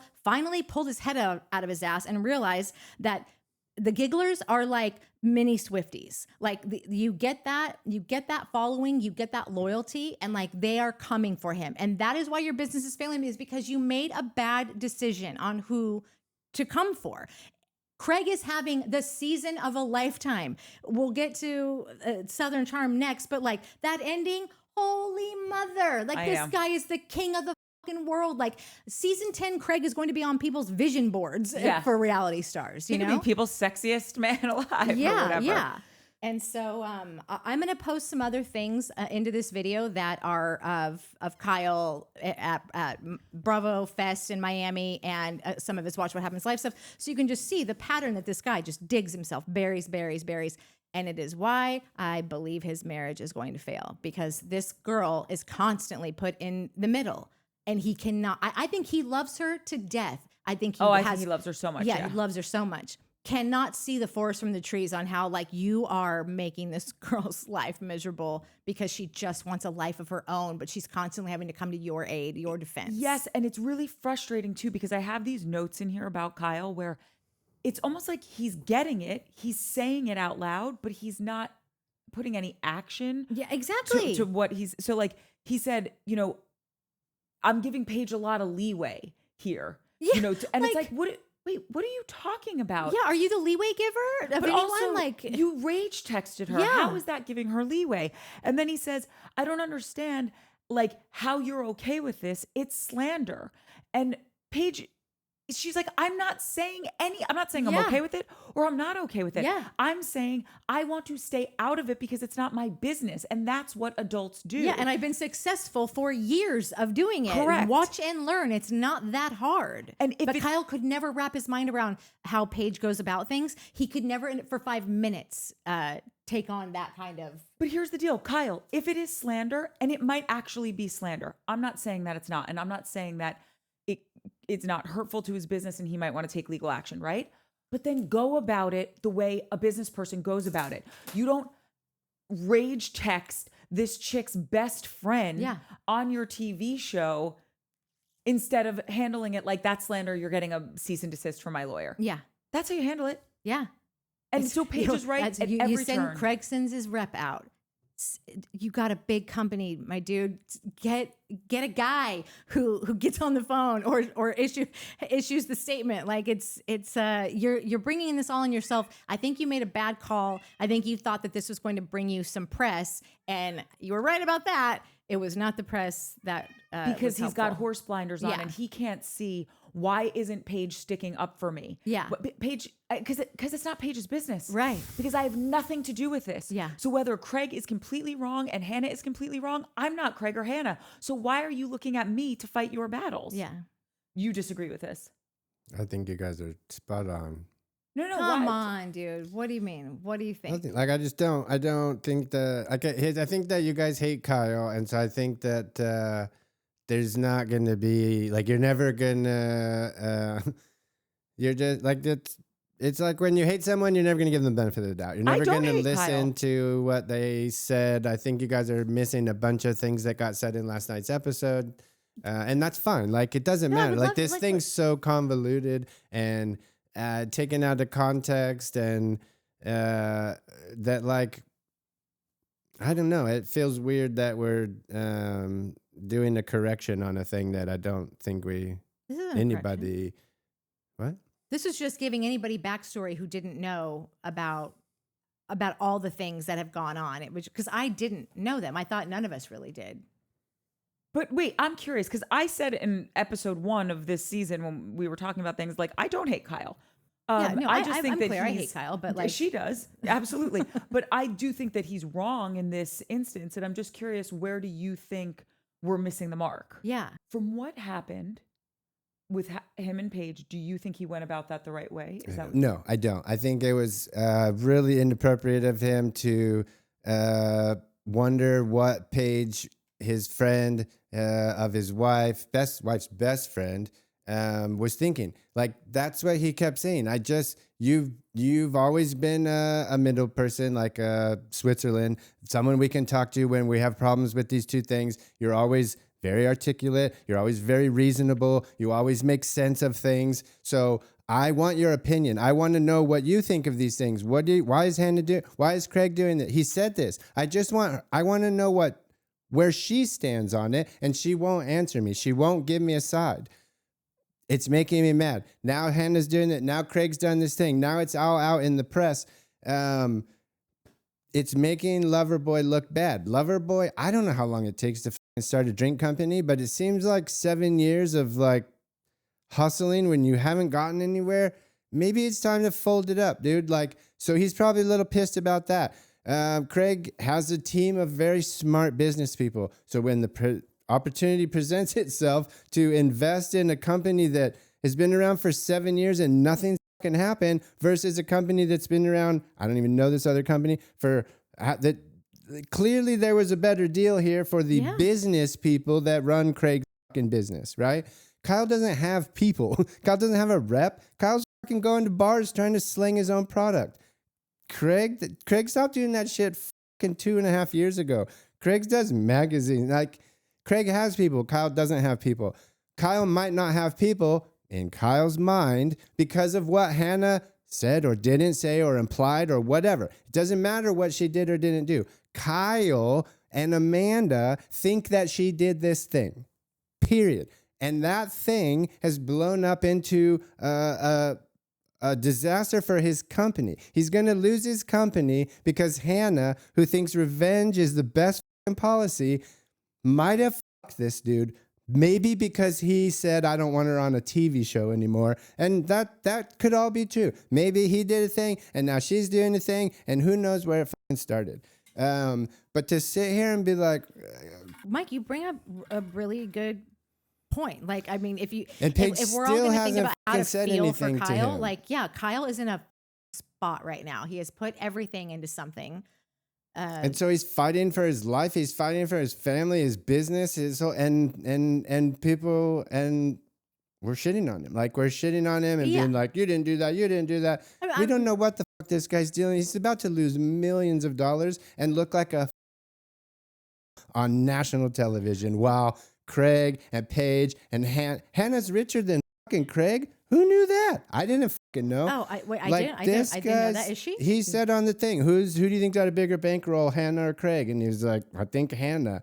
And like, he probably barfed on himself afterward having to say that. Like, to like this dude, I think Craig probably fucking did what he did and probably was like, and sneaky about. Craig's a fucking weird dude. His business people are fucking business people. They don't give a shit about Kyle or what money, bro. I'm in it for money. I think there probably was a little bit of the great story I told last week that got cut out because we didn't know what the fuck we were talking about, of drunken, yeah, bro, I'll do your thing. I'll invest. I'll do. And it never came to fruition. And in that however much time, Craig became a fucking businessman and now is presented with actual opportunities for companies that are started by people who maybe have done something else or have a bigger balance sheet or better numbers or better distribution. Like, I'll tell you what the better thing is. It's that Craig has self-control. It's a big overarching thing. It's encompassing Craig's entire season that he's living right now, the way that he comes out with the breakup. I don't know what Craig and Paige's backstory is, how they got to where they got, but he even almost beat Paige in the way that shook out. Craig lets the professionals handle the business. He doesn't comment when it's not necessary. And when he does, it's probably been workshopped for 7 days before he says it. He doesn't jump on Instagram. He doesn't go on Watch What Happens Live and word vomit and at feed into it. Exactly. I he feel just like that's what this, and we feel for Kyle. We feel I feel Totally. deeply for Kyle. Yeah. You can see that he is funny way of showing it. No. It just goes back to, no, you made some choices and you got to live with them now. And it's a bummer that this guy, Craig, walked into something. Maybe he did. Maybe it was no skin off his back. He did get railed for many years making his pillows or whatever, but like still could have walked into something, had it all handed to him on a silver platter in comparison to what Kyle has had to go through. I feel for that. But the black and white of it, though, is that Kyle is making the decisions that he's making. He's running the company the way he's running it. He's running his mouth the way he's running it. There's choice consequence. I was just going to say that. And I really feel, and I said it last episode, it's never what you say. It's always how you say it. I mean, obviously in the realm of reality, right? And Amanda said it at the end of this episode, and it's how I feel about, because I run the tape, bro. I said, I like Kyle. I don't hate this guy. I just think he lets his emotions get the best of him. And that's when the rage texting comes out, and that is inappropriate. That's when he comes at people, which is inappropriate, which, to your point, Craig is not doing. Whether it's performative or it's actually who he is or anywhere in between, he's still not doing it. And Amanda said it perfectly. You have good points. That was not a kind thing for Hannah to do, to go on that podcast and say that stuff. It wasn't. Yeah. And she said it. Without saying it, she said it, okay? Yeah. Where he's going wrong is how he's fighting back at her, because two wrongs don't make a right. Yeah. And so if we're putting the Craig thinking cap on, which is probably from his business people and all that stuff, you're right there. It's still the better reaction to it. And so you can't fly off the handlebars, and you can't come at Paige for this stuff, because even if Craig was sitting there and you want to come after Craig, it's still not going to make you look good. You could completely be in the right, but it's like, we've said this before. If some guy is arguing something with me and he's completely right, and he stops and he's like, you know what, I'm never going to get through to you because you're just a dumb bitch. Yeah. Then all of a sudden you are wrong, and you out. lose the argument. And that's what I'm feeling with Kyle. I feel that he is in a tough spot. They did stuff to him that wasn't cool, but he's saying all this stuff in the worst way possible, and that's why people aren't hearing him. And I think that's what Amanda says at the end of the episode that I agree with. Yeah. And it's year after year after year. It's a pattern. It's not a new thing. It's all the time. Kyle is his own worst enemy. Kyle's the guy that goes, oh, I'm going to trial for something. You know what? I got this, guys. I'm going to represent myself. Like he never learns. When I heard that conversation between him and Amanda at the end, I swear to God, just change Kyle's hairdo. You could have taken one from season 4. I've heard this same conversation between these two a billion times. It's the same outcome every time. On day 5 of the argument, by Sunday or whatever day they're leaving, Kyle's always a little calmer, a little more soft-spoken. He's listening. Amanda can actually get a word out. And I'm sure that she could probably count on one hand how many times she thought, I think I got through to him. I don't think that's been since probably 2016. He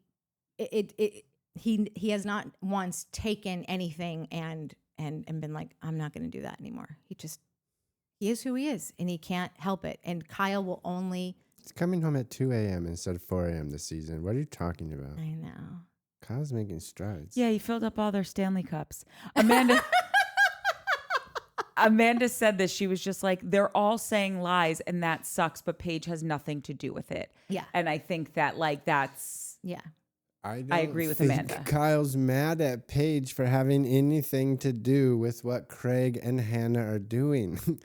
Unless he lied, But or then why I'm is missing. he rage texting her, Yeah, and then why why is is he he yelling at telling her her? over dinner? Because he wants to know what side of the fence his friend is on. And she won't tell him. And that's fucking annoying to him. That's why. He said it. He fucking said it. I just want to know where you stand. I'm not yelling at you because of what he did or she did. I just want to know where you stand. What side are you on? Why won't you tell me how you feel about this? I don't give a fuck. I'm not going to tell you. Fine.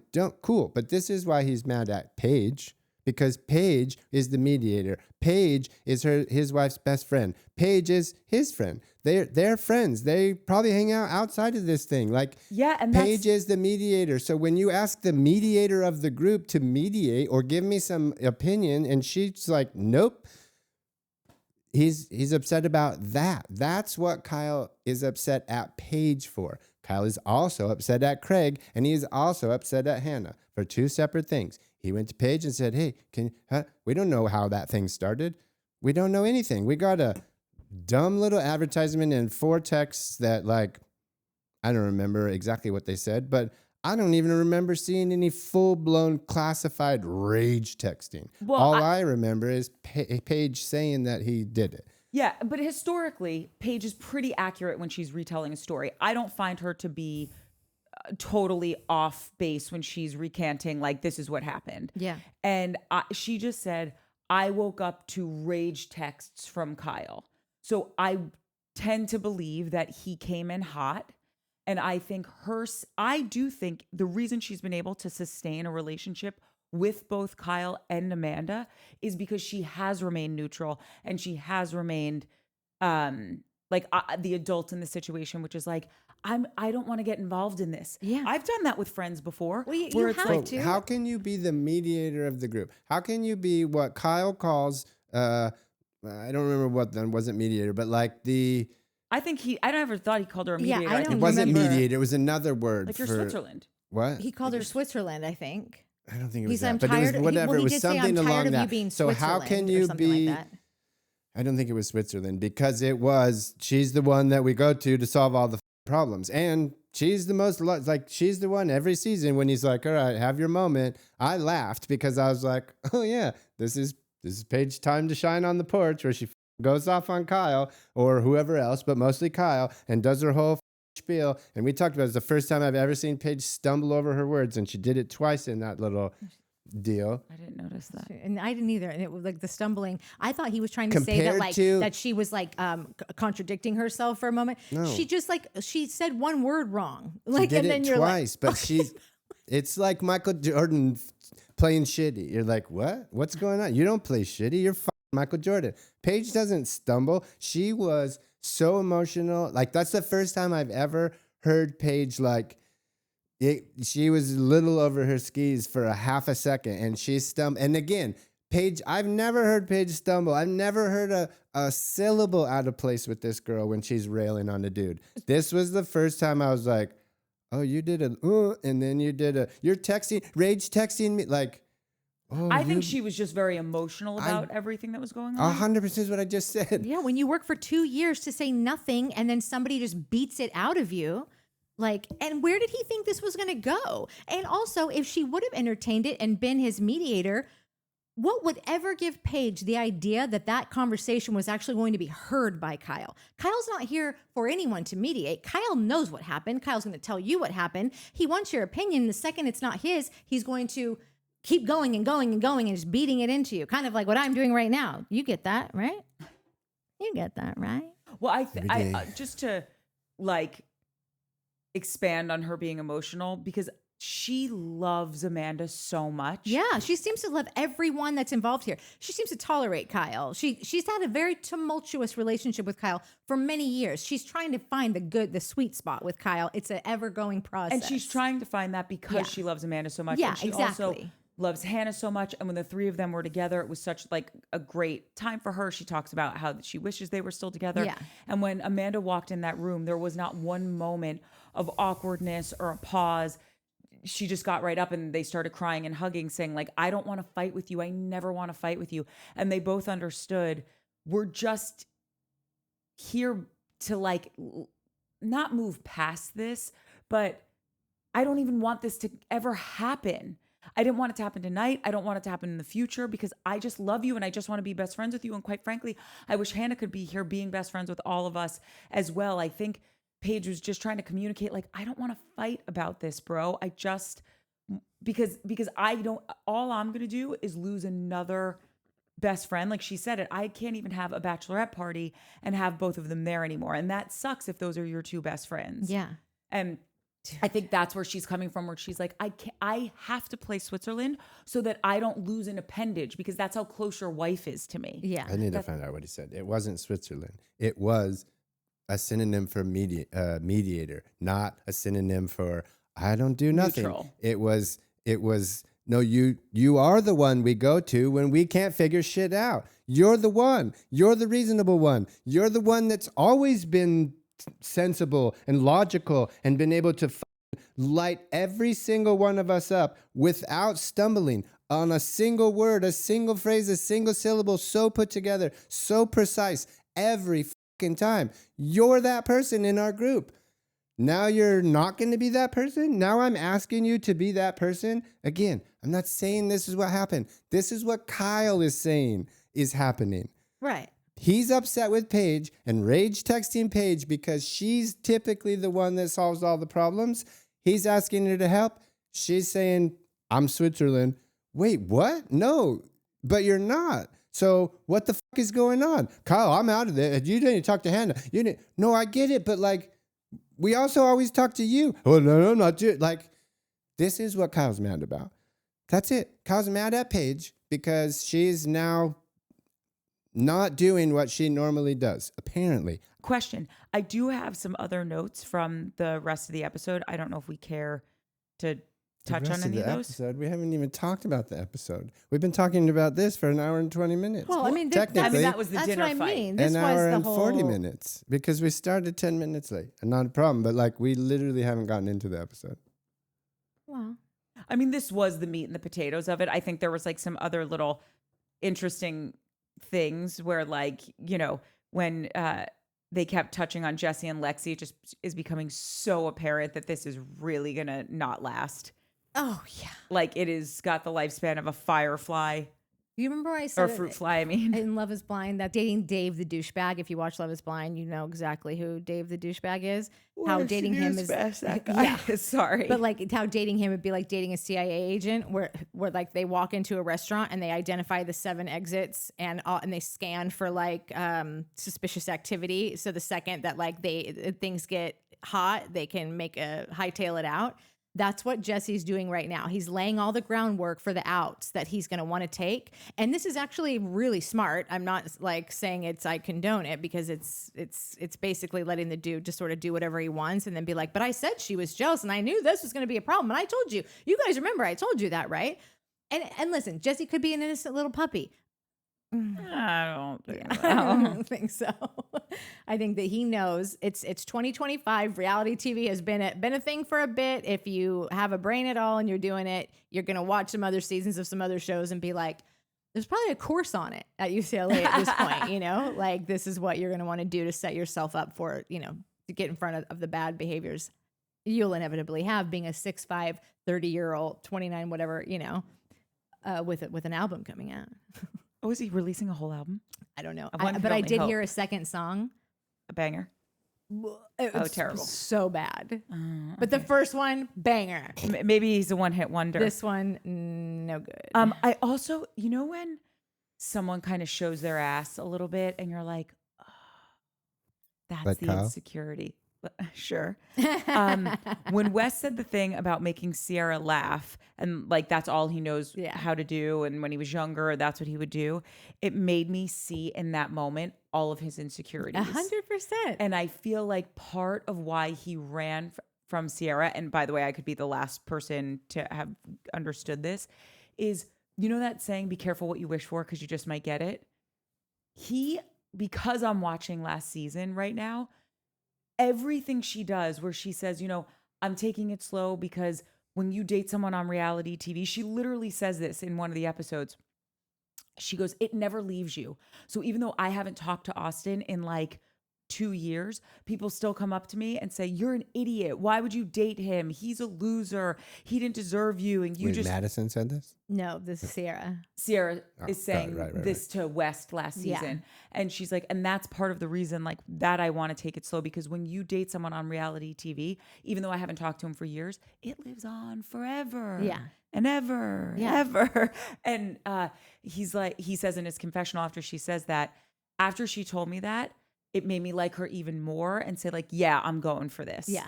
And because he realized how thoughtful she was being. And then once he got her, it was triggering, sorry, Nat. It was triggering every insecurity he had to be like, wait, I'm this short king, but I didn't have that term when I was growing up. So I was just like this short loser with, like I just was funny and that's how I made people like me. But like, I don't get to be with this supermodel of a human being. Yeah. I think it just was all too much for him. And here's this easy out of all these other chicks sliding into his DMs. And then he's like, well, okay, like this is so much pressure and she's putting this pressure on me and I don't want that pressure. So I'm just going to find someone else who's going to be that better deal where they're not pressuring me to be in a relationship. Yeah, because they just met you 5 minutes ago. Wait till they hit month 3, bro. Yeah. Okay. And all of it just came flooding into me in that moment when do you see what I'm saying? 100,000%. Okay. Yes, absolutely. I'm grateful that you get that. Do you? I was going to ask Mike, but I was a little scared. I do. I think everything Gordy said is great. That was a pretty good mic. Do you love how everyone in the comments is saying that he sounds like Craig? Yes. I think it is hilarious. Okay, first of all, honestly, I've never thought that before, but like I'm like trying to hear it, and like I get the origin. I see how this could be thought, but I do think it's funny. Out of all the people, Craig has the most complicated relation. I'm sorry. Craig. Mike has the most complicated relationship with Craig of all the characters, really. Like he's the one that you've just got like, you've always had like a sticking point with, like it just is something that's like, whether you really like him or you really hate him, like, or because you think that you have similar traits. Like how I always say, like the people that I can eyes like bullseye you is because I'm like, I've done that. So I know exactly what you're doing and you're not getting it past me. So that like could be kind of similar to what you have with Craig. I don't know. But I just think that's really funny that that's out of all these characters, that's the one people are like, that's Craig. I can't stop listening. I can't stop hearing the dude from Office Space that Christy said, that I sound like the dude from Office Space who gets put to the basement and with a stapler. Like now, every time, now you guys are going to know that I go watch our shows all the time and I'm probably our number one fan. Boo. He's Christy Chic. Yeah. But who were you last week? no. I'm Jasmine. Yeah, she no, I can't unhear it now. I hear my voice and I'm like, oh my god, I'm totally the dude from The Office. All you have to do is open your mouth a little bit more when you talk. I can teach you some theater warm-ups. He mentioned that. He said Christy that he might should ask you about like what could, well, you just said that like, you know, said she's it to you. Okay, well, Courtney's a trained artist, and I think that if you're going to ask anyone like how to speak for someone who's never been on camera with a microphone in front of them before, like, you know. I don't even need this microphone. In fact, mine's not even plugged in. Theirs are. That's how clearly I enunciate. I have Courtney's voice, and all of these mics are like pretty fancy, and they are like so that you don't hear anyone else. I can still hear Courtney in all the audio of every audio file that we have, but you won't hear me in hers. You won't hear Mike in his own. Because I project. Yeah.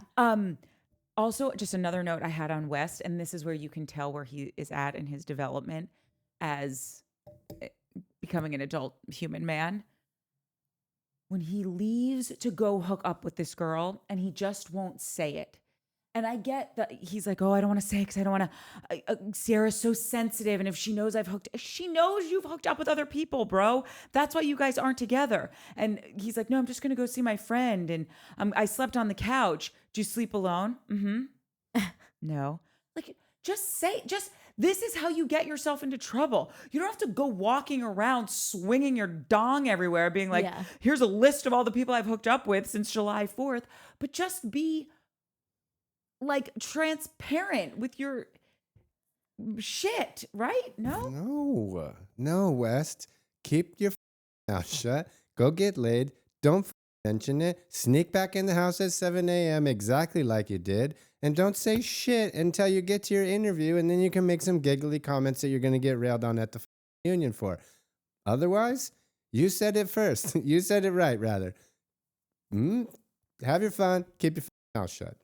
And that's the thing. You pick one and stick with it. Yeah, dude. Because I either say everything or say nothing. Because this, like, Fine. in and out kind of thing is only drawing more attention to you just being this shady little brat that like everyone is on your ass for being right now. So it's just like pick a lane, stay there, or Exactly. have some self-control. Call Craig. He'll tell you all about it. That's But exactly right. It's in a weird way. It's like respectful. He's being respectful of Sierra. Until he starts saying, Correct. did I sleep on the couch? He said it in an interview, though. What, does she not watch the show? It does. She does, which is why I said he's probably going to get it railed at the reunion. But again, what West said was, I want to have my fun, but I don't necessarily want to be bringing stories home or throwing it in Sierra's face. Yeah, we appreciate that. Great. Then I appreciate that, but then just like take that all the way. Yeah. Don't say the comment in the confessional. That's all I'm saying. Don't see a goddamn thing, Wes. Also, Wes take it was all the looking way. like, Taking it all the way is not ever leaving the house. You don't go out. Don't sleep over. Because No, what's the difference I'm between saying- him sneaking in at 7 o'clock in the morning and saying a thing on I the went to go party at confessional? my buddy's house. He doesn't have to then make the comment because what he's doing is saying in that moment, he's like, because if she finds out, this will just crack her weak little heart that's still in love with me. Yeah. Okay. Okay. That's how it Listen, comes off to the chick. Can I also say that what the fuck was he wearing? Thank God you have a male perspective on your show. that no one Yeah, listens thank to. God. It makes everything so much easier. Yeah. This is going to be a banger. Watch. Okay. So West, when he was wearing the one shirt, we all said he's Birdcage, Robin Williams. And now I don't know what he's doing with that scarf on his around and then the hat. He's like giving Mrs. Doubtfire. Hello. Help is on the way, dear. That is what I do not. Every time I hear that is what I do not miss about working like in the corporate world. Like when you're like, I used to work in development, and so we'd have all these development calls with whoever from the studio, whoever from the network, whoever from the production companies we were co-proing with. And it would be a noon call, and then you just hear like 17 people jump on a line going, hello, oh, hello. That went on forever. I was always dead silent. I hate my life. I hate my life. What am I doing here? I want to quit. Can I know those calls? No one ever does that on your calls? No. Not anymore. I think that's kind of a... Oh, because now you're on the Zooms. Yeah. You're zooming. I just would like to point out the best line of the entire episode, and you guys know what it is. I cannot afford that just yet. Oh, that was great. But no, the best line of the episode is when Paige goes, I just want to go home. Let's all just go home and be with our cats. Oh. I'm so out on Emerald. Like he literally says to Lindsay says she was dating a lot of people. She says she had a roster and that she's going through it. And he literally says to her, if I can relate to anything, It's that, which is just like what we were saying was that he does seem to lead with this. And then for him to say, if I can relate to anything, it's multiple partners. Yep. Like he really does sort of seem to be leaning into the role of I'm the sexually I'm a sex promiscuous. guy. I'm a sex guy. I don't, and maybe I'm wrong. I don't remember saying that he wasn't leaning into it. I just don't remember him bringing it up. I remember him getting to the house and everyone else being like, so where were you last? Oh, so he definitely, this is his thing. This is his MO. This is his personality. He said that when we met him. I grew up in a very strict Muslim family, and this kind of life was not allowed. And I kind of realized when I got older that this is my thing. This is who I am. This is my jam. I like this. Cool, man. So yes, yeah, you're gonna, that's what you're gonna talk about. I talk about golf and bikes. Like, that's what I'm into.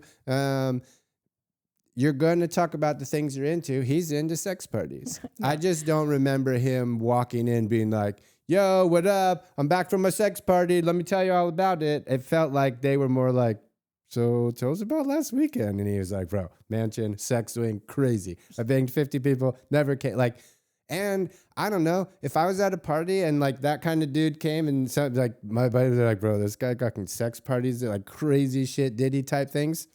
I'm probably going to inquire just to be like, bro, tell me, what the fuck is it like? Agreed. I've never gone to a Diddy party or anything like that. So I would like to hear about it. Agreed. However, when you just brought that up, that was my exact note also. Like, this is right. This If I is can what relate he's- to anything. Like, Right, which like- is a very funny wording after we were talking about like Yes. that. This just seems to be all he is. I thought the same thing. And I also think they can only use what you give them. yeah. And I think that whether he walked in the party being like, sex swing guys here, Yeah. parties here, Yeah. sex swing guys here. Yeah.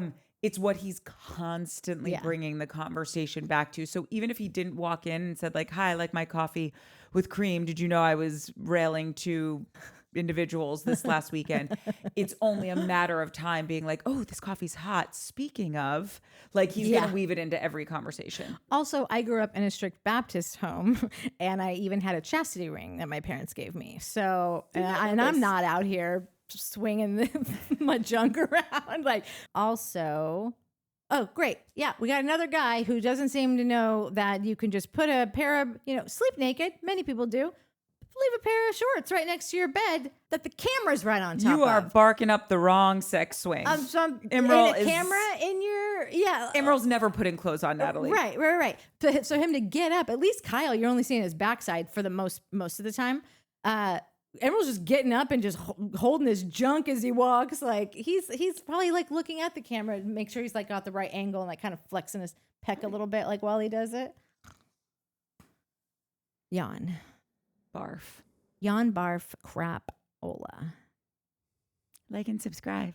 Is that it? Mike hates us. When Kyle says have your moment, I just am like, to me, all that read was, I'm trying to have mine. Of course, you stole it again for the 17th time. I never learned my lesson. Amanda, I know you're looking at me. We're going to have a conversation later, yada, yada. Like, it's just like this whole rigmarole. Like, how many times? But then, you said, isn't this like his job?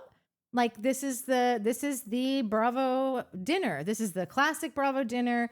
And He's it's showing the summer up. house dinner. Oh, summer, Every yeah. year, these two get into it. Yeah. And Paige stands on that fucking porch in her cute little dress, doing one of these, while Kyle sits there and is like, So have your moment. He could even see him be like, oh, right, this is, okay, cool. Have your moment. She didn't even fucking say anything because she was like, it's on the call sheet, asshole. This is the day we're doing it. Yeah. The Crappens guys, they said something like, God, I would do so many more of those if I had that thigh gap. If I had that thigh gap, I'd be yelling and screaming at everyone because it was like just the way that she, like her silhouette of just like those legs, like That's so adorable. cute little dress, and her hand movement of everything was this. That's the I Italian was in doing you. it with her when we were watching it. I was like fucking kung fu. What did you say? Yeah, What? a point here and a point there, and here's my point that brings it all together, and booyah.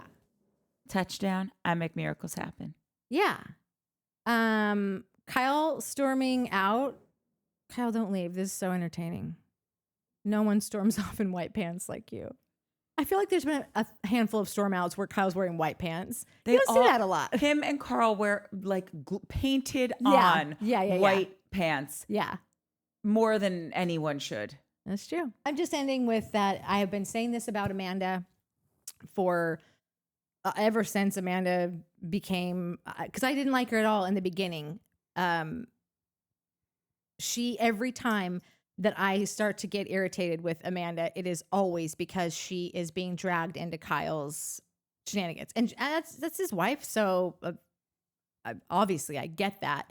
But that's what I think, and I mentioned earlier that I think that is what is going to. She's going to get worn down at a certain point, and I can already feel the disconnect. I can see the way that she's looking at him.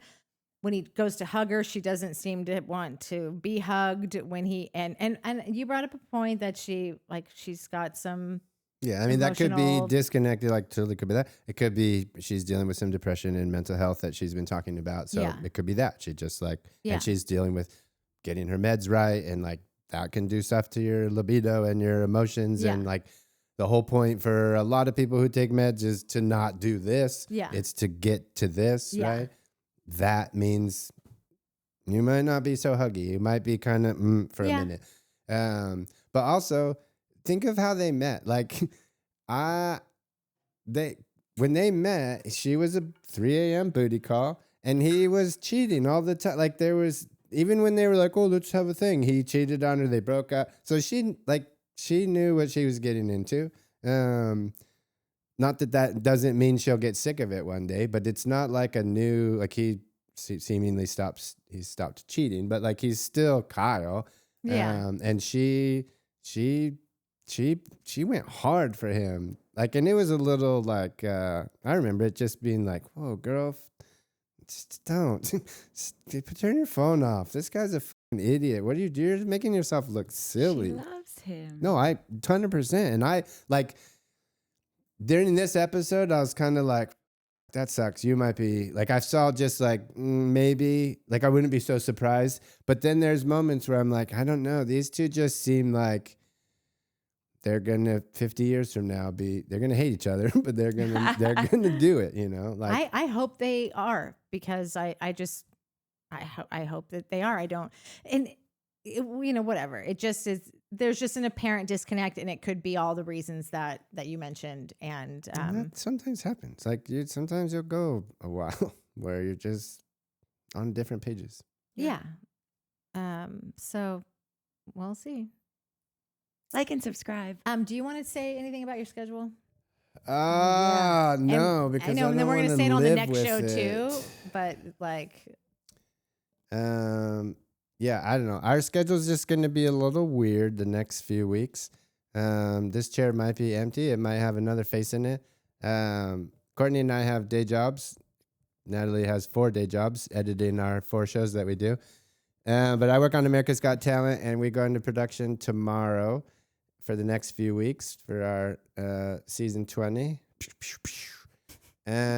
So yeah, I don't like, it'll just be weird. It's gonna be a weird schedule for me. We normally film on Tuesdays and Fridays. I don't have Tuesdays and Fridays off for the next month. I don't have any days off for the next month. So we're gonna see what happens. We might be a little late with some episodes. Again, it might just be the 2 of them. It might be me half asleep talking about a different show that we're not even it covering. will be like, Mike, this is Yeah. Southern Charm. Yeah, I'll be like, no, but Simon said about the singer. It was so amazing. And I we're love like, those we don't- ball jugglers. They're so great. We're I on think he's fire. talking about Shep. I don't know. Dude, who? Those synchronized cat Yeah. swimmers Shep are the really clown. killing it. So, yeah, I'll be doing that. We're going to try to keep some sort of a schedule. I'm going to try to be here. I do have some days off. So just so if everyone's like, oh my God, where'd my favorite show in the whole world go? Or where's my favorite host of my favorite show? Yeah, the shows will be here. You'll know why. I gotta go do some work. But if you guys like and subscribe and share, and we get say 500,000 subscribers in the next 4 weeks, and we'll do shows 4 days a week. If you won't do it for us, do it for the mumbler. Yeah, But- exactly. Mike, let's go do voice exercises now. The The tip of the tongue, the lips, the teeth, the lips, the tip of the tongue. Teats. I'm into teats. No, teeth, the lips, the tip of the tongue, the tip of the tongue, the tips, the leaf. Yeah, See, look, I even got it. teats. Feel like Hugo Boss? You Huh. Anyways, on to comments. We had some good comments last week on our summer house. Can I go first? Or no? Yes. It depends on whose narrative it supports. Well, it's something I said, but it's an explanation. No, it's Mike in is reference. so like Proud of himself. predictable. No. It's Yeah. not. This is someone explaining to me. Like I said something, and she is saying like, actually, think about That's this. your favorite. No, All right, no, let's- she's so read no, it, bro. yeah. So this is Sarah McBride. She actually just posted this a couple hours ago.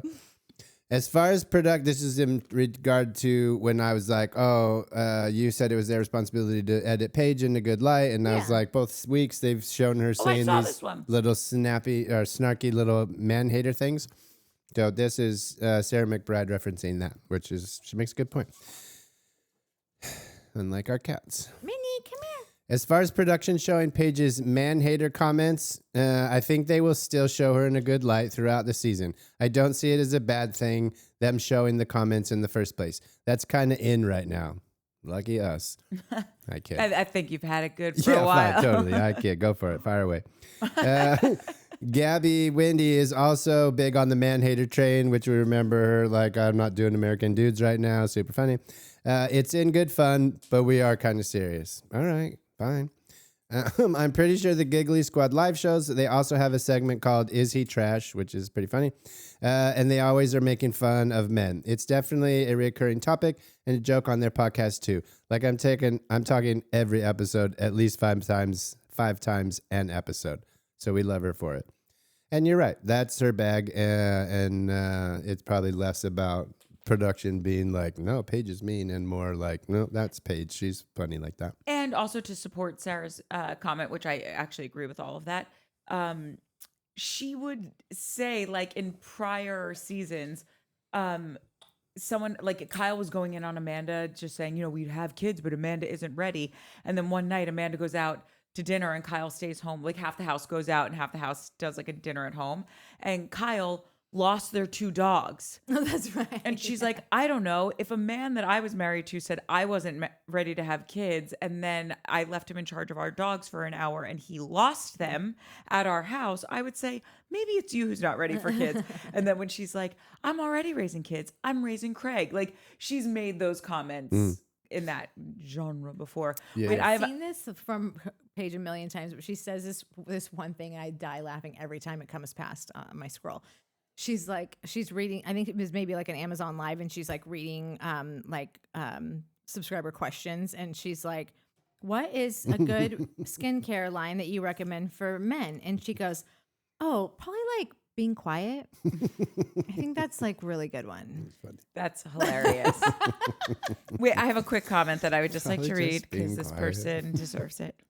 I love when Natalie goes in on what a douche Kyle is in such an articulate, merciless way. Well done. This was another fab podcast. So I just thought you really, to come full circle, because you started with hating him and now someone's loving you for hating him. Maybe I'm just going to keep on with that then, because I circle of just life. want to be loved. That's all that really matters. You got that right. Yeah. Truth for peace for freedom. I love deep dives into shows that have no depth. You guys are a great distraction from the rigmarole of life. Watching Southern Charm and Summer House, you realize just how weird and complicated mating rituals are for human beings. I would love to see all these characters in their 50s and 60s to see how everything turns out. It's all rainbows and happy pants in your 20s, but when you start turning the corner into your 40s, that's when the fun really starts. Fun for the audience. The most complicated characters are the most fun to watch. I agree with that. Yes. Totally. I love peace and freedom. Me too. Oh, by the way, it was Carlite who said that about you. Yeah. So I just wanted to give her flowers. Yeah. I love Carly. I really liked this one. And I'm pulling a mic right now, so please excuse me. I'm with Courtney. It's kind of fun, isn't it? It's the best. Doesn't happen often. And I love her blonde hair. I don't have blonde hair. I'm saying that I'm pretending that she got your name wrong. Oh, Like someone said the other day, like, great. and I mostly agree with Michael, and I'm like, you spelled Natalie wrong. Yeah, just a little tie. Tell me that joke tomorrow; it'll totally hit. Okay. Again, I'll just start from the beginning because it's so well written. We didn't get it. We didn't hear the first Yeah, part. in case we had sound issues last week, so I just want to really make sure we get this. I'm with Courtney. Imral literally put everything out on the table. Where do you go from there? There's literally nothing that will be interesting about this guy left for later. And this was Erica Uphouse. This is the thing. This is why I'm already out on him, because he's so one note, and it's not even a dynamic, interesting note. It's just like, I'm the sex guy, which is fine. You can totally be the sex guy. We need him. You know, like I don't need him. No, I just mean like it takes all kinds to make the world go round, but it doesn't make for an interesting, dynamic person that I want to watch on the show. Yeah. Kyle says that we will be riveted by his story, so to stay tuned. Okay. So maybe he'll, Well, you know what? Then we'll stay tuned. But also like Kyle. You know what I mean? Chrissy Sheik says that Danielle is intrigued by the new guy's involvement in sexcapades. It's quite telling. Gross. That's because Danielle just wants to hump all the time. Those two are going to be gone by next week. They're going to show up on Friday. Yeah. Then on the end of the episode, they're going to be taking their bags back to the car, and they're going to be like, "Oh yeah, where was Imrul and Danielle?" And they're both going to be sweaty and tired and like exhausted. Their hair's going to mess up, and Imrul's going to be pounding Danielle. Yeah, no, Danielle seems very She's so intrigued stoked. by and wanting to like get in on this. Yeah, but Yeah, the problem is no pun Danielle wants to intended. be in a relationship, and she's just gonna walk into another situationship with this guy. I think Danielle's too. I don't think you're wrong, but I think that if Danielle moves forward with Imrul, she's smart enough to know Yeah, that that's she's not not a ship going nowhere. relationship. Okay, Ridiculous. I'll give you that. She's I'll just give you gonna that. get some deep. Marianne Shepard says Loverboy is an alcoholic, 4.2% organic flavored tea. No wonder the guest didn't drink it and opted for beer. I would imagine there's a limited audience for this stuff. I don't drink, and I would have picked beer instead. Agree, Kyle is a baby, and his product will tank in time. Listen, I don't want to be so rude about somebody's business, but probably. I was shocked to read that the alcohol content's only 4 point whatever. I was like, you're a partier, Kyle. Yeah. I would have thought you would have just gone a But that's why little they higher can drink alcohol. like 47 of them probably, and not. Yeah, but with me, and maybe it's just because I'm so tall, if I drink anything with that low of an alcohol content, I will just never get drunk, and I could know. drink 10 of them. You're spending more time peeing than you are ever getting drunk. And then there's Correct. just so many But calories, isn't like a and like you're so Coors, full, like you're burping. 4.7, like isn't a Coors low? Well, that's why I can drink it while I work, because I'm not Yeah, getting drunk. apparently. Maybe that's it. Maybe Lover Boys for like your work drink. Oh, yeah. It's a work And then alcohol. just to go with that, Janet Wood Branham says, I heard from another podcaster that Loverboy doesn't taste Yeah, good. that's funny. Yeah, listen, I'm again not trying to shit on his business, but like I will be more bummed if it does suck, because like Loverboy is such a great name. It is so good. Like if that company goes down, what a waste of a name. I'll And also on just- Kyle, we wasted a good surprise on as a you. fellow founder, I would just be bummed for him, because I know you could hate Kyle, love him, or fall anywhere in between. You can tell he is a very hard worker and Yeah. has given everything to this company. Yeah. I would feel really bad if it I know wasn't. it's shitty that he like goes basically undoes all of his own work with like the way that he goes about doing things. 100%. And this is just another quick one on Kyle. It's from Wanda Denny. Guantanamera. No, Wanda Denny. Celebrity net worth lists Kyle's net worth at $6 million. I have to just tell you, those are never accurate. Chump change. No. I mean, like, it could be less, it could be more, but like people always look it up thinking they're accurate, and they ain't. Yeah. And I didn't know that, and someone told me that, and now I know. Last one. Yeah. Jane Wood Branham. Both of these statements are true. Okay. How could a sex party be fun if you don't have an orgasm? I thought the same thing. Very The valid. second part of that is way more important. The second part is way more important and way more true. Also, I would be afraid to get disease and germs. Yes. Oh my God. I read that and I was like, Also same true. girl, same. Like, I'm do with they you. still have the Naked Gun full body condoms? Because that's what I'm going to need. I forgot about that. I wouldn't go in there in a hazmat suit. All right.